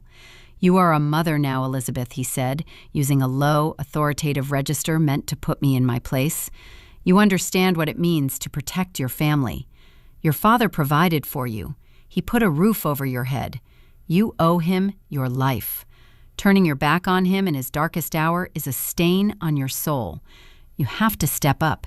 It is your duty as his child to make this sacrifice." For 20 agonizing minutes, I sat in silence and absorbed the onslaught. I listened to Aunt Brenda quote scripture about forgiveness and prodigal daughters. I listened to Susan cry about the toll the weekly dialysis clinics were taking on her own mental health. I listened to Thomas gasp softly for breath, playing up his physical weakness for maximum sympathy from the cousins sitting nearby. Not a single person sitting at that table asked how I was doing. Not one of them asked about Ethan. Not one of them asked how Lily was growing, or what she liked to do, or how old she was turning on her next birthday. The narcissistic blindness was staggering. They viewed me purely as a biological resource, an organ farm designated to keep their toxic ecosystem functioning. They threw everything they had at me. They used shame, guilt, religious obligation, and emotional extortion. They operated as a seamless, unified front, convinced that their coordinated attack would eventually crack my resolve. I let them speak. I let them exhaust their carefully rehearsed scripts. I watched the subtle glances they exchanged across the white tablecloth, the silent confirmations that they were winning the psychological war. They mistook my silence for submission. They thought my calm exterior meant their heavy-handed words were finally penetrating the thick walls I had built around myself. They genuinely believed the old Elizabeth, the desperate, people-pleasing scapegoat, was finally surfacing from the depths. Eventually, the speeches wound down. The fake tears dried up. The room fell into a quiet, expectant hush. The only sound was the faint hum of the air conditioning vent above us and the distant clatter of silverware from the main dining floor. Uncle David reached into his tailored breast pocket and pulled out a thick manila folder. He placed it on the polished wood and slid it down the length of the table. The friction of the paper against the wood made a soft scratching sound. It came to a stop just inches from my crystal water glass. He pulled a heavy silver pen from his shirt and placed it right on top of the beige cardboard. "Those are the medical consent forms for the transplant clinic," David instructed, his tone shifting from persuasive to commanding. "All you have to do is sign the bottom line. The surgical coordinator will call you tomorrow morning to schedule the deep tissue typing and the psychological evaluation." The trap had snapped shut. The pen was waiting. 8 pairs of eyes burned into my skin, demanding my immediate surrender. The suffocating pressure toxic families use to break their victims was at its peak. They had isolated me, bombarded me, and handed me the instrument of my own sacrifice. If I were still the vulnerable young woman I was 5 years ago, I would have picked up that silver pen. I would have signed my name, sacrificed a piece of my body, and thanked them for the fleeting opportunity to be useful. But I was not that woman anymore. I looked at the manila folder. I looked at the silver pen resting on top of it. Then I looked at the 8 people sitting around the mahogany table, waiting for me to yield.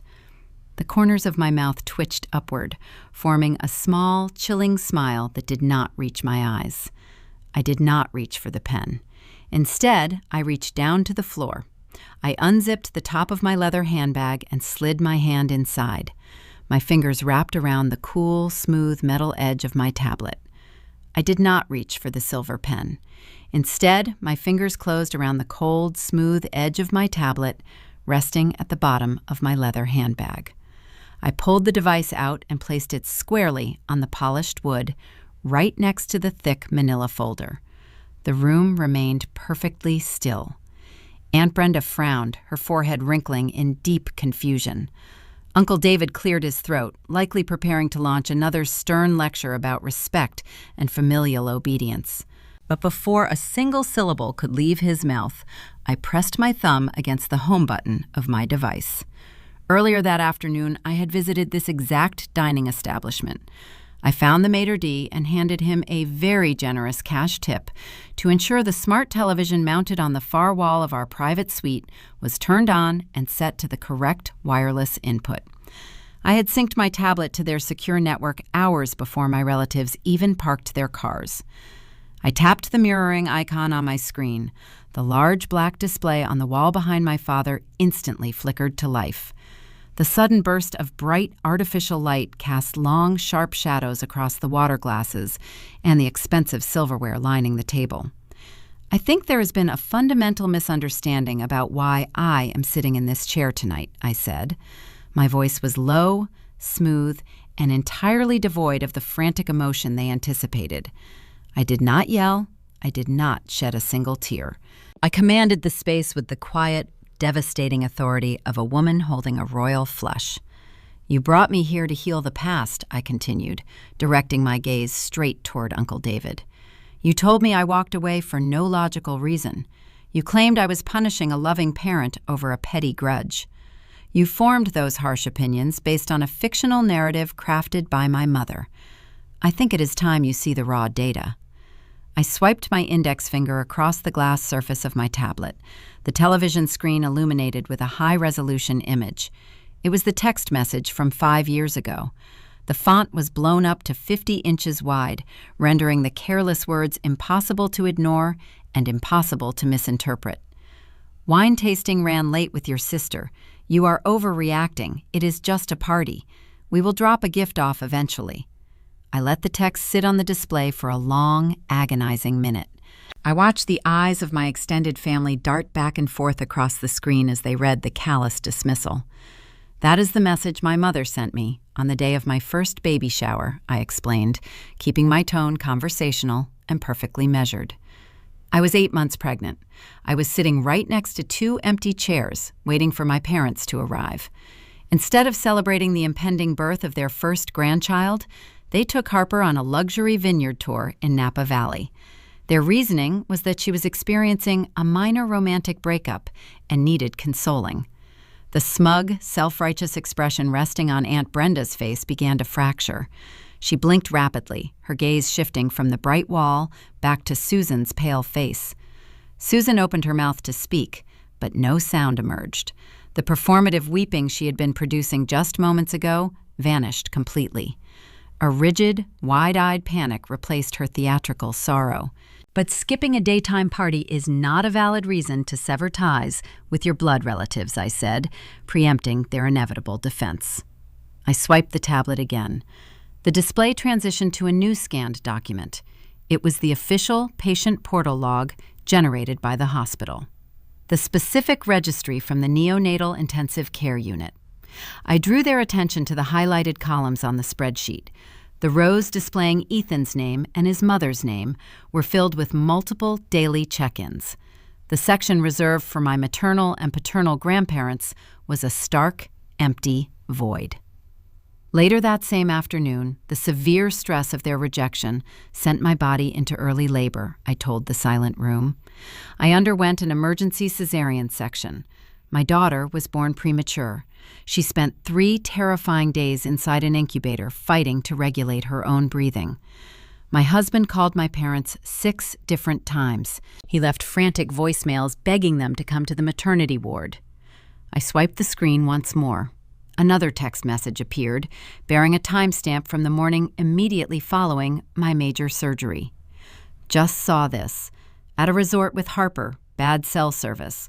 So glad the baby is fine. Send pics. Someone seated at the far end of the long table inhaled sharply.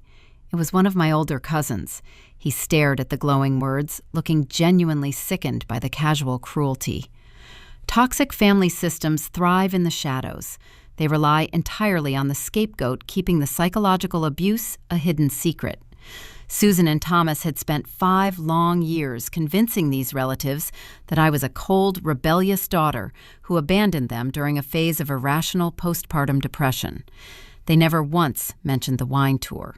They deliberately omitted the part where they ignored desperate hospital phone calls from a terrified husband. "You told me I owe my father my life," I said, turning my attention back to Uncle David. His jaw was tight, his previous commanding authority evaporating rapidly under the harsh glare of the undeniable evidence. "You told me turning my back on him was a dark stain on my soul. Where was his paternal duty when I was bleeding on an operating table? Where was his fierce protective instinct when his newborn granddaughter was hooked up to medical monitors?" The silence lingering in the room shifted its weight. It was no longer the oppressive, suffocating quiet they had weaponized to intimidate me earlier. It was the stunned, breathless silence of a jury realizing the prosecution had just delivered a fatal, irrefutable blow. The moral high ground they had proudly stood upon was crumbling rapidly beneath their leather shoes. Susan slammed both her hands flat against the mahogany surface. The crystal water glasses rattled dangerously. "You are taking those messages out of context," she shouted, her voice shrill and dripping with sheer desperation. She looked frantically around the dining suite at her sister and her brother-in-law, seeking an ally. She was hormonal. She was pushing us away long before that afternoon.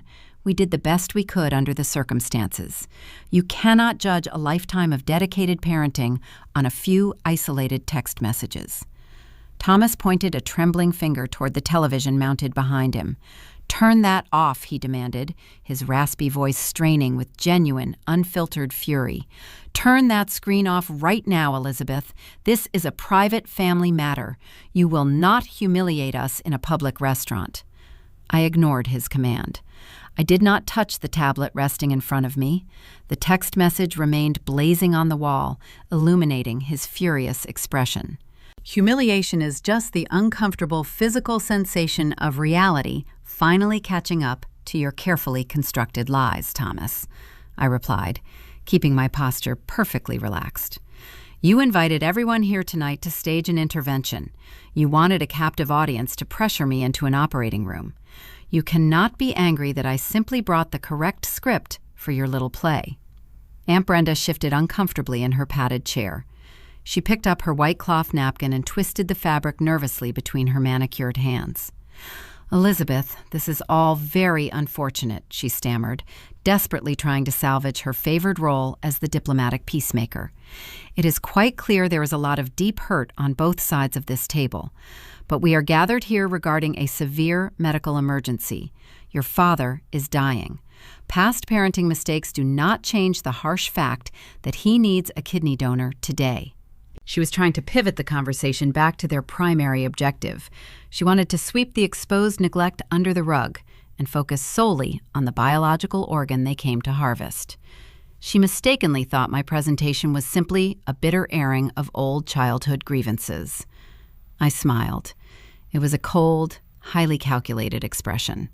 I had let them squirm under the heavy weight of their past failures, but the past was merely the prologue to this encounter. I was ready to introduce them to the devastating, putrid reality of their present situation. "You are entirely correct, Brenda," I said softly, letting the syllables hang in the chilled air. "We are indeed here to discuss a severe medical emergency. We are here to talk about saving a human life. And you brought me to this restaurant under the strict assumption that I am the only viable biological option left to save him." I rested my fingertips gently against the smooth edge of my tablet. The tension filling the room coiled tighter, heavy and electric. Harper, who had remained suspiciously quiet and still during the entire digital presentation, suddenly sat up perfectly straight. The smug, arrogant confidence she had carried into the restaurant was completely gone. Her face drained of all color, leaving her skin looking like chalk. She realized, a fraction of a second too late, exactly where my crosshairs were moving next. I tapped the screen one final time. The glowing image on the wall shifted seamlessly, displaying a long, highly detailed email. As the words materialized in high definition, the entire power dynamic of the room fractured beyond repair. The high-definition screen dominating the far wall of the private dining suite shifted from the hospital logs to a bright white background containing a single, lengthy email. The sender name displayed prominently at the top was unmistakable. It belonged to Aunt Brenda. I watched the older woman physically recoil in her padded chair. The smug, diplomatic mask she had worn all evening instantly disintegrated, replaced by sheer, unadulterated terror. She recognized her own digital signature. She recognized the exact paragraph she had typed just 24 hours prior, assuming she was speaking in strict confidence to a vulnerable, easily manipulated niece. I did not need to raise my voice. The silence in the room was so profound that every syllable I spoke landed like a heavy stone dropping into a still pond. Yesterday evening, Aunt Brenda reached out to me, I began, keeping my posture relaxed and my hands folded neatly on the table. She wanted to encourage me to do the right thing. She wrote extensively about forgiveness and the urgency of my father's failing kidneys. But Brenda has a fatal flaw. She values the currency of family gossip far more than she values discretion. She wanted to prove she held the inside track on the household secrets. So, she accidentally handed me the final puzzle piece. I stood up slowly, smoothing the fabric of my emerald blazer. I walked toward the glowing screen, my heels clicking sharply against the polished hardwood floor. I pointed toward the third paragraph of the projected email. "Read it," I commanded, locking eyes with Uncle David. "Read what your wife wrote to me." David leaned forward, his heavy brow furrowing as he squinted at the illuminated text. His lips moved slightly as he silently processed the words. The rigid, patriarchal authority he had weaponized against me mere minutes ago began to dissolve, melting into a look of profound, sickening comprehension. For those struggling to see the screen from the far end of the table, I will summarize, I offered, turning my gaze toward my younger sister. Harper sat frozen, her manicured hands gripping the edge of the tablecloth so tightly her knuckles shone stark white. 3 months ago, long before my father ever showed up on my front porch shivering in the rain, Harper visited the transplant clinic, I stated, laying out the timeline with clinical precision. She underwent the extensive blood panels. She completed the tissue typing and the psychological evaluations. The medical results returned shortly after. Harper is a flawless, identical biological match. She possesses the exact genetic markers required to save Thomas. The surgical team was thrilled. They were ready to schedule the procedure immediately. A low murmur rippled through the extended relatives. The cousins exchanged bewildered glances. They had been fed a narrative that I was the only hope, the final, desperate option for a dying patriarch. But the surgery never happened, I continued, pacing slowly back to my chair, because Harper flatly refused to proceed. I swiped my tablet, zooming in on a specific block of text Brenda had written. She did not back out due to a hidden medical condition, I explained, letting the sheer absurdity of the truth fill the quiet dining suite. She did not back out of fear of anesthesia. My sister refused to donate a life-saving organ to the man who funded her entire existence because she is getting married in 6 months. Specifically, because she booked a luxury honeymoon in the Maldives. She informed the transplant coordinator that a nephrectomy procedure would leave a visible surgical scar on her abdomen, ruining her ability to wear the designer bikinis she had already purchased for the trip. The revelation dropped into the center of the room like a live grenade. Uncle David slowly turned his head, his gaze fixing on Harper. His face flushed a deep, dangerous shade of crimson. The veins in his thick neck stood out prominently. "You refused to save your father over a swimsuit?" he asked, his voice a low, gravelly whisper that carried more menace than a shout. Harper flinched. The golden child who had spent her entire life protected within a bubble of unearned praise and endless financial bailouts suddenly found herself exposed under the harsh, unforgiving light of reality. She stammered, her eyes darting frantically around the room. That is not the whole story, Harper pleaded, her voice pitching up into a defensive whine. My body cannot handle a major surgery right now. The wedding planning is incredibly stressful. My anxiety is peaking. I am too fragile for a 6-week recovery period. The doctors said it would take a massive toll on my mental health. She played the victim card instinctively, relying on the same helpless routine that had successfully manipulated our parents since childhood. But this was not a forgotten science fair or a skipped graduation. This was a matter of life and death, and her vanity was laid bare for the entire family to witness. Susan instantly sprang into action, her maternal programming overriding any sense of logic or shame. She stood up, physically placing herself between Harper and the glaring relatives.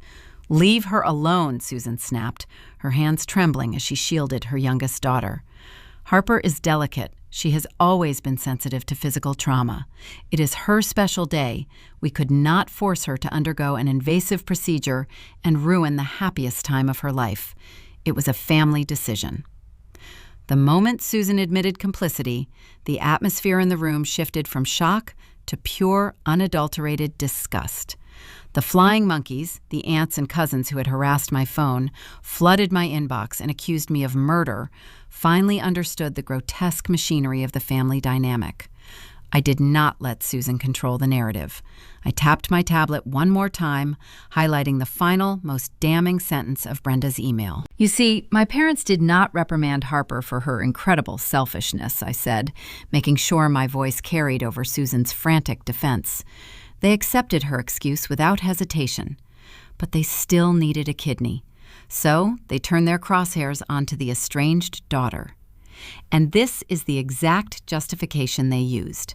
I read the highlighted words aloud, forcing every single person in that room to hear the ultimate objectification of my existence. Your mother pointed out that since Elizabeth already had an emergency cesarean, her body already has a scar. Her body has already been through childbirth, so another mark would not make a difference. Plus, she has Ethan to take care of her during recovery, while Harper needs to focus on her new husband. I paused, letting the putrid reality of that statement sink into their minds. "You did not bring me here tonight to save a dying man," I told the silent, horrified audience. "You brought me here because my parents decided my physical form was already damaged goods. I was the sacrificial lamb designated to spare the favorite daughter from a minor cosmetic inconvenience. You mobilized this entire family to bully a mother into an operating room just so Harper would not have to cancel a vacation." The moral high ground collapsed entirely. The righteous anger Uncle David had directed at me earlier reversed course, slamming directly into Thomas and Susan. David threw his cloth napkin onto the polished wood. He stood up, towering over his brother. "You lied to us," David snarled, pointing a thick finger at Thomas. "You sat in my living room and wept, telling me Elizabeth was your only match. You let us harass her. You let us call her a monster, all while your precious favorite daughter sat 20 minutes away, fully capable of saving you, but too vain to do it." Aunt Brenda buried her face in her hands, weeping out of sheer humiliation. The cousins began whispering furiously amongst themselves, casting looks of pure revulsion toward Harper, who was now crying genuine tears of panic as her pristine public image shattered beyond repair. The intervention had failed. The ambush was destroyed. I had systematically dismantled their false reality, exposing the toxic rot at the core of their foundation. They were turning on each other, tearing their own fragile alliances apart. But I was not finished. They thought the emails and the text messages were my grand finale. They thought exposing Harper was the ultimate revenge. They had no idea that I still had one final, devastating piece of evidence waiting in the wings. I reached into the interior pocket of my emerald blazer and pulled out a crisp, sealed white envelope bearing the official crest of an independent medical clinic. I clinked my spoon against my crystal water glass, the sharp ringing sound slicing through the chaotic arguments erupting across the table. "I need everyone to stop talking," I announced, holding the envelope up under the warm, ambient lighting. There is one last thing we need to discuss before I leave this restaurant forever. The sharp ringing of my spoon against the crystal water glass acted like a circuit breaker in the private dining suite. The chaotic, overlapping voices of my relatives snapped into an abrupt, stunned silence. Uncle David stopped pointing his finger at my father. Susan ceased her frantic, breathless defense of my sister. Harper shrank back into her padded chair, her tear-streaked face illuminated by the ambient amber lighting of the restaurant. Every pair of eyes in the room gravitated toward the crisp white envelope I held suspended in the air. It bore the embossed blue logo of an independent, highly regarded medical testing facility located across the city. I lowered my hand, resting the sealed edge of the paper against the polished mahogany table. I looked around the room, making deliberate eye contact with each person who had participated in this orchestrated ambush. When you spend 31 years being conditioned as the family scapegoat, the programming runs deep in your veins, I said, my voice steady and echoing clearly in the quiet space. My therapist warned me about the residual guilt. Society wires us to believe that we owe our parents a debt simply for existing. When Thomas showed up on my front porch, shivering in the freezing rain, coughing and pleading for his life, my analytical mind knew he was manipulating me. But a tiny, irrational fraction of my brain fired up that old childhood programming. I looked directly at my father. He leaned forward slightly, his shallow breathing hitching in his chest. A desperate, pathetic glimmer of hope flickered in his yellowish eyes. He thought the envelope contained my surrender. Despite 5 years of peace, despite the breathtaking cruelty of your absence, I felt a twinge of biological obligation, I confessed. Not love, not affection, just a dark, heavy sense of duty. I asked myself if I could really live with the knowledge that I let you die when I had the power to save you. I debated if the moral high ground was worth carrying the weight of your ghost for the rest of my life. Susan clasped her hands together, pressing them against her lips. "Oh, Elizabeth," she whispered, her tone shifting back to the cloying, manipulative warmth she used when she thought she was winning. "I knew you had a good heart. I knew you would not let us down." I did not break my gaze away from Thomas. I ignored my mother's interruption entirely. "So, 3 weeks ago, I made a decision," I continued, my words precise and measured. "I did not go to your doctors. I did not contact the surgical coordinator who tested Harper. I wanted this handled on my own terms, far away from your influence. I took a personal day from my firm. I drove to an independent transplant clinic downtown. I sat in a sterile waiting room. I rolled up my sleeve, and I let a phlebotomist draw 6 vials of my blood. A collective sigh of relief rippled through the extended family. Aunt Brenda lowered her hands from her face, a tentative, relieved smile touching the corners of her mouth. Even Uncle David relaxed his rigid posture, assuming the crisis had finally been averted. They believed the climax of the evening had passed. They believed the dramatic reveal of Harper's selfishness was simply the turbulent storm before the inevitable, happy resolution where I handed over the required organ. I slid my index finger under the flap of the white envelope. The sound of tearing paper was deafening in the quiet room. I pulled out a single sheet of heavy stock medical stationery. It contained a detailed breakdown of genetic markers, human leukocyte antigens, and blood typing results. I did not hand the document to my father. I placed it flat on the center of the table, pushing it just far enough so the bright overhead light caught the bold black text printed at the very bottom of the page. "I am not a match," I stated. The words hung in the air, cold and definitive. Susan gasped, a sharp, choked sound that echoed off the wood-paneled walls. Thomas recoiled as if he had been struck across the face. The desperate glimmer of hope in his eyes extinguished instantly, replaced by a hollow, glassy terror. "I possess a different blood type," I explained, maintaining my calm, authoritative cadence. "I lack the necessary tissue compatibility. If you put my kidney inside your body, your immune system would reject it within hours. It would kill you faster than the dialysis." The atmosphere in the room shifted from tentative relief to absolute, suffocating despair. The backup plan was dead. The sacrificial lamb they had spent weeks hunting, harassing, and extorting was biologically useless to them. The realization hit the extended family members like a physical wave. They slowly turned their heads, their gazes landing squarely back on the one person in the room who held the correct genetic sequence. Harper pressed her back against her chair, her eyes wide with renewed panic. She was no longer hiding behind my shadow. She was the only option left on the board, and everyone sitting at the table knew she valued a vacation over her father's survival. But the medical incompatibility was not the final blow. I had one more piece of data to share. I want you to look at the date printed at the top of that clinic letter, Thomas, I instructed. My father leaned forward, his hands trembling violently as he gripped the edge of the table. He squinted at the official letterhead. His pale lips moved as he read the numbers. I received those results 21 days ago, I said, letting the timeline sink into their minds. Aunt Brenda dropped her napkin. Uncle David stared at me, his brow furrowing in deep confusion. 21 days, David repeated, his voice barely a whisper. You knew you were not a match 3 weeks ago. Yes, I confirmed smoothly. I knew I could not save him before Susan left her first hysterical voicemail accusing me of murder. I knew before Harper posted her tearful, agonizing essay on the internet, calling me a monster. I knew before every single one of you flooded my inbox with lectures about Christian charity and family duty. I knew the moment I accepted the invitation to this dinner.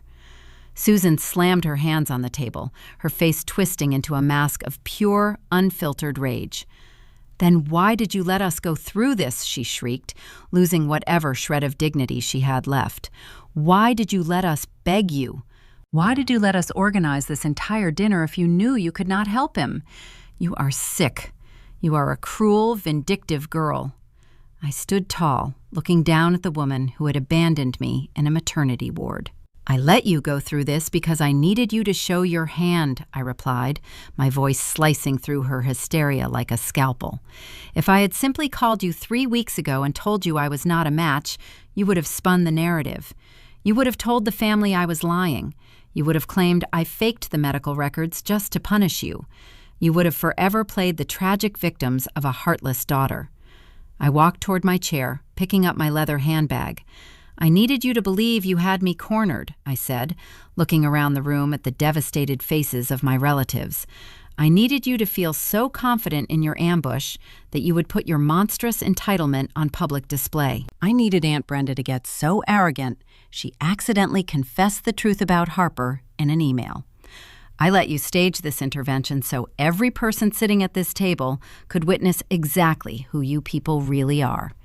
I picked up my silver tablet, tapped the screen to sever the wireless connection, and slipped the device into my bag. The large television on the wall went dark, plunging the far end of the room back into shadows. Thomas buried his face in his trembling hands.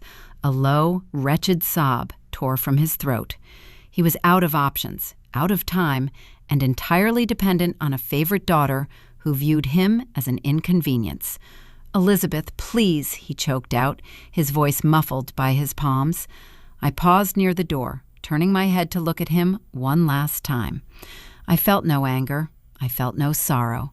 The emotional cord connecting me to this family was permanently severed, cauterized by the undeniable proof of their toxicity. Even if I had 3 kidneys, I said, delivering the final, quiet truth, you would not get one.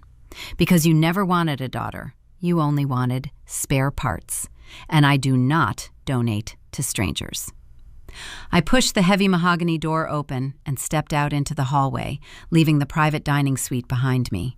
I did not look back as the sound of furious shouting and bitter accusations erupted from the room, signaling the inevitable, brutal collapse of the empire they had built on lies. The drive home from the Oak Room felt different than any journey I had ever taken. I handed my ticket to the valet, slipped into the driver's seat of my car, and pulled out into the cool night air of the city. For the first 31 years of my life, every interaction with my parents left me carrying a suffocating burden of guilt. I would replay conversations, wondering what I could have said differently, analyzing my own behavior to see where I had failed them. Tonight, the passenger seat was empty. The ghost of their expectations no longer rode beside me. I parked in my driveway. The warm yellow glow of the porch light illuminated the front steps.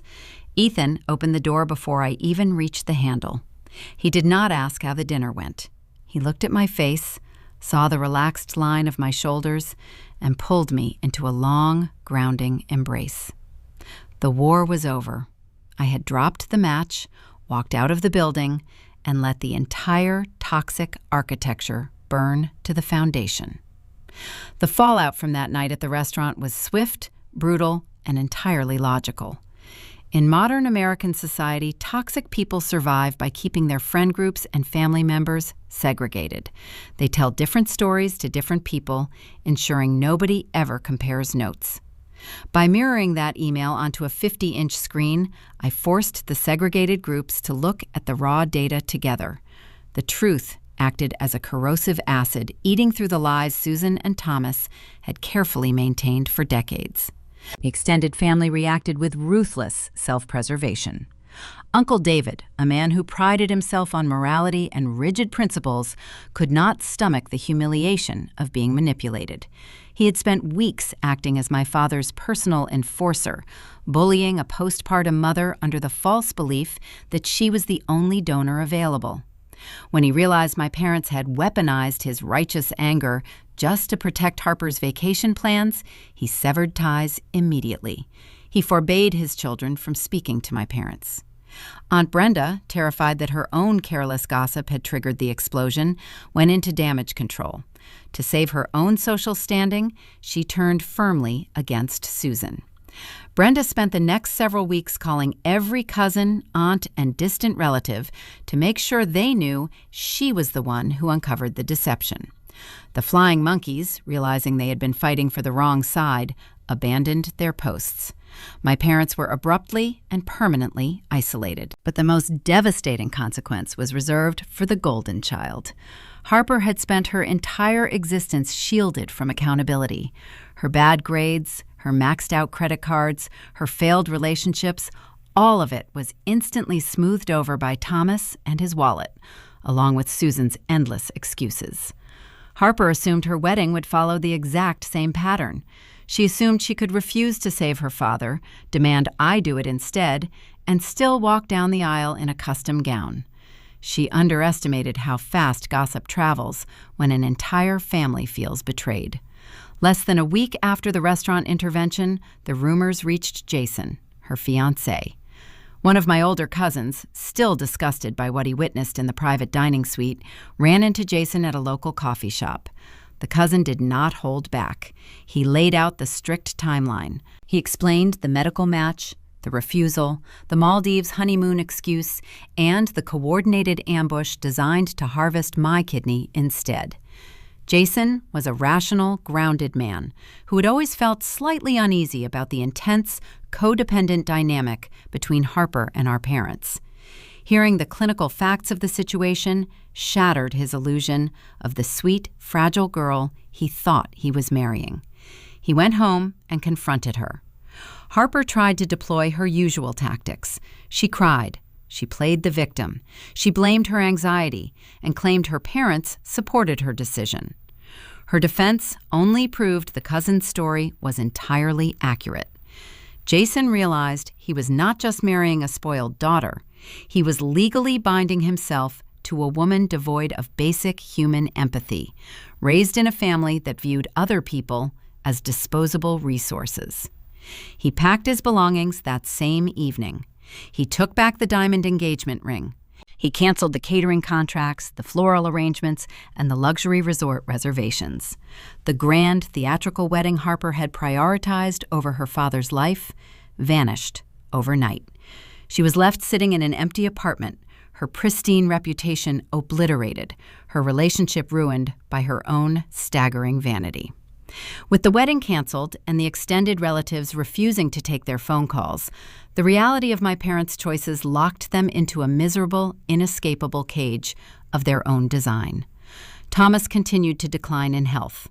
Without me to serve as the sacrificial donor, and with Harper still refusing to undergo the procedure out of sheer, stubborn resentment, Thomas was forced to remain on the grueling national wait list. He had to endure the exhausting, painful dialysis treatments 3 days a week. Because Susan could not handle the physical demands of caregiving on her own, they had to rely on the only child still speaking to them. Harper moved back into their house. The dynamic shifted into a dark, poetic justice. The golden child, who despised inconvenience and required constant coddling, was now the primary caregiver for a dying patriarch.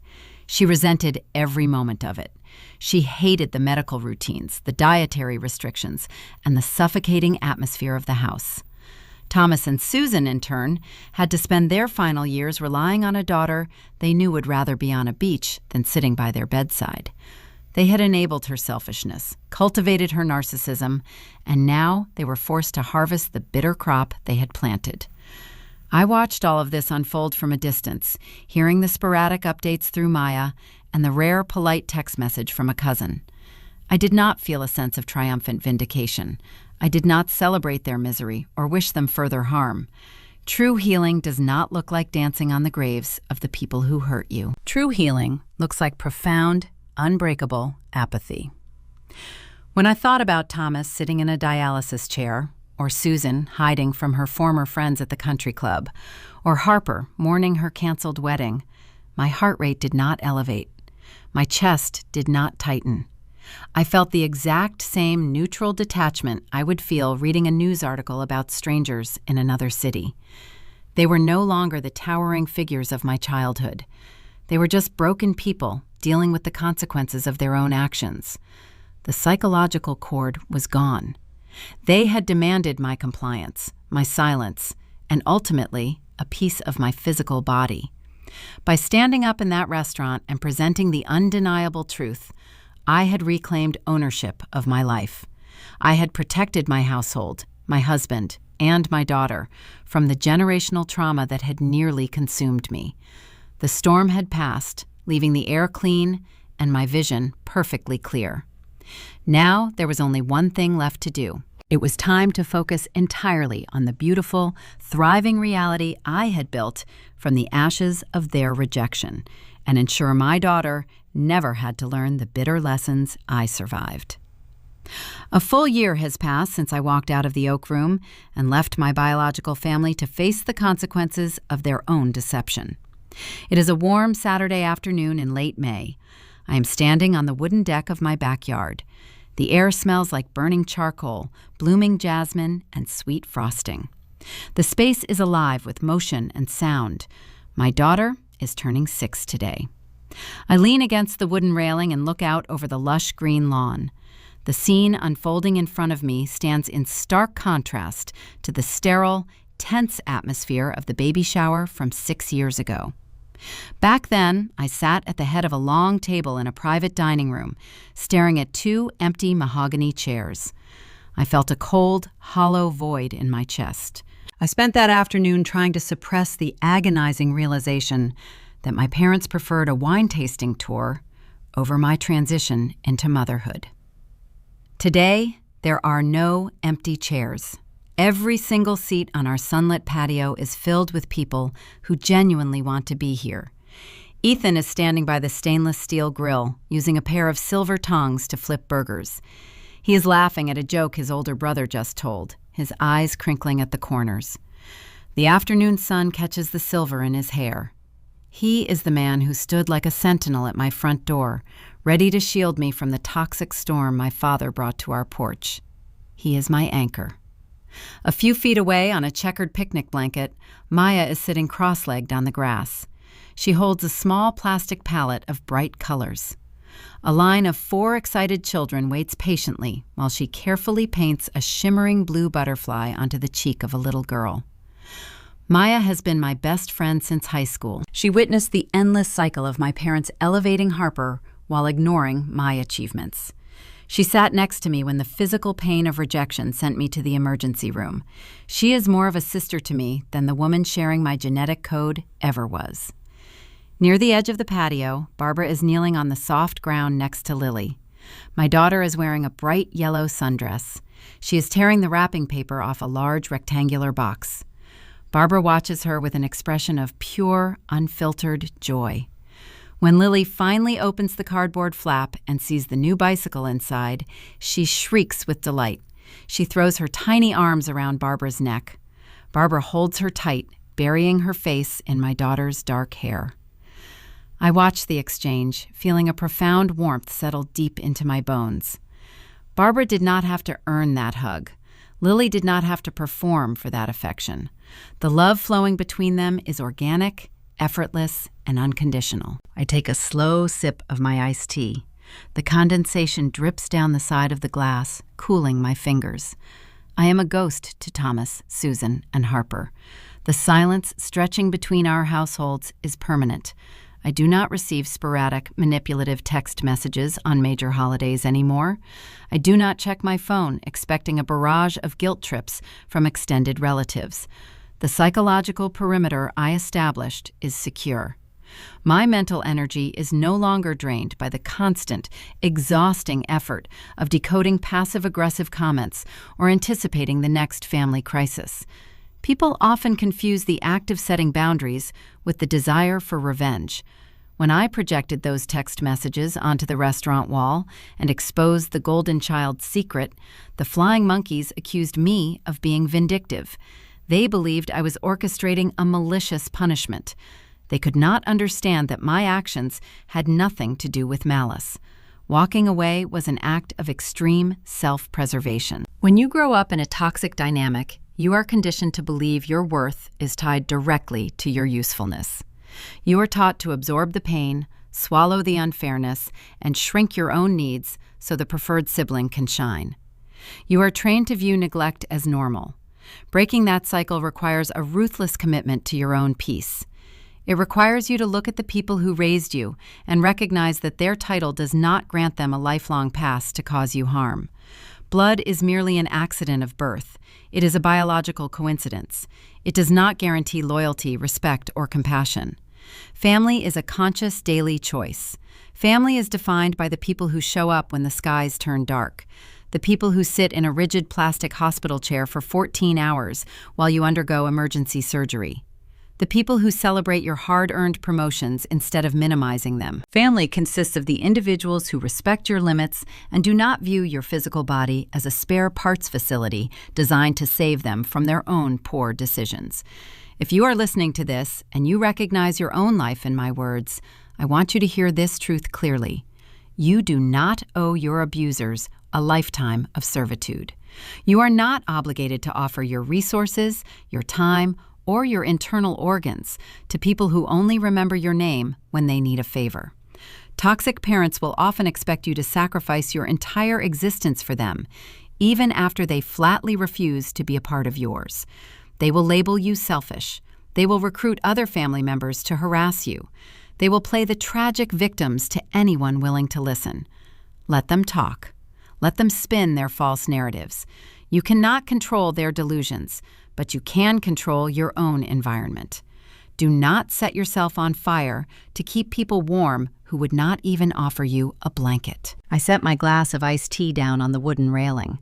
I walk down the short flight of stairs and step onto the soft, sun-warmed grass. Lily spots me approaching. She drops the wrapping paper, runs across the lawn, and wraps her arms tightly around my waist. She looks up at me, her face glowing with pure happiness, a smudge of blue frosting resting on her chin.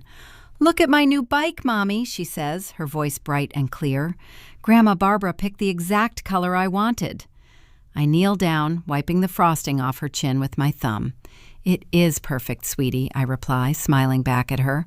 "Go ask Daddy to help you put your helmet on so you can test it out." She nods eagerly and sprints toward the grill. I stand back up, taking in the vibrant, beautiful sanctuary I have built from the ashes of my past. I am safe. My daughter is safe. The ghosts cannot reach us here. Thank you for staying with me until the very end of this journey. Sharing these vulnerable moments is never easy, but I know how isolating it feels to walk away from the people who were supposed to protect you. If my story resonated with your own experiences, please take a moment to hit that like button and subscribe to Sophia Told Stories. Your support helps this channel grow and ensures these messages reach the people who need them the most. I also want to hear from you. Have you ever had to draw a hard line with toxic relatives? How did you navigate the guilt and find your own peace? Share your thoughts in the comments below. I read every single one. If you are looking for more content just like this, check the description box for links to similar journeys. Until next time, remember that you hold the pen to your own life story. Do not let anyone else write your ending. Take care of yourself.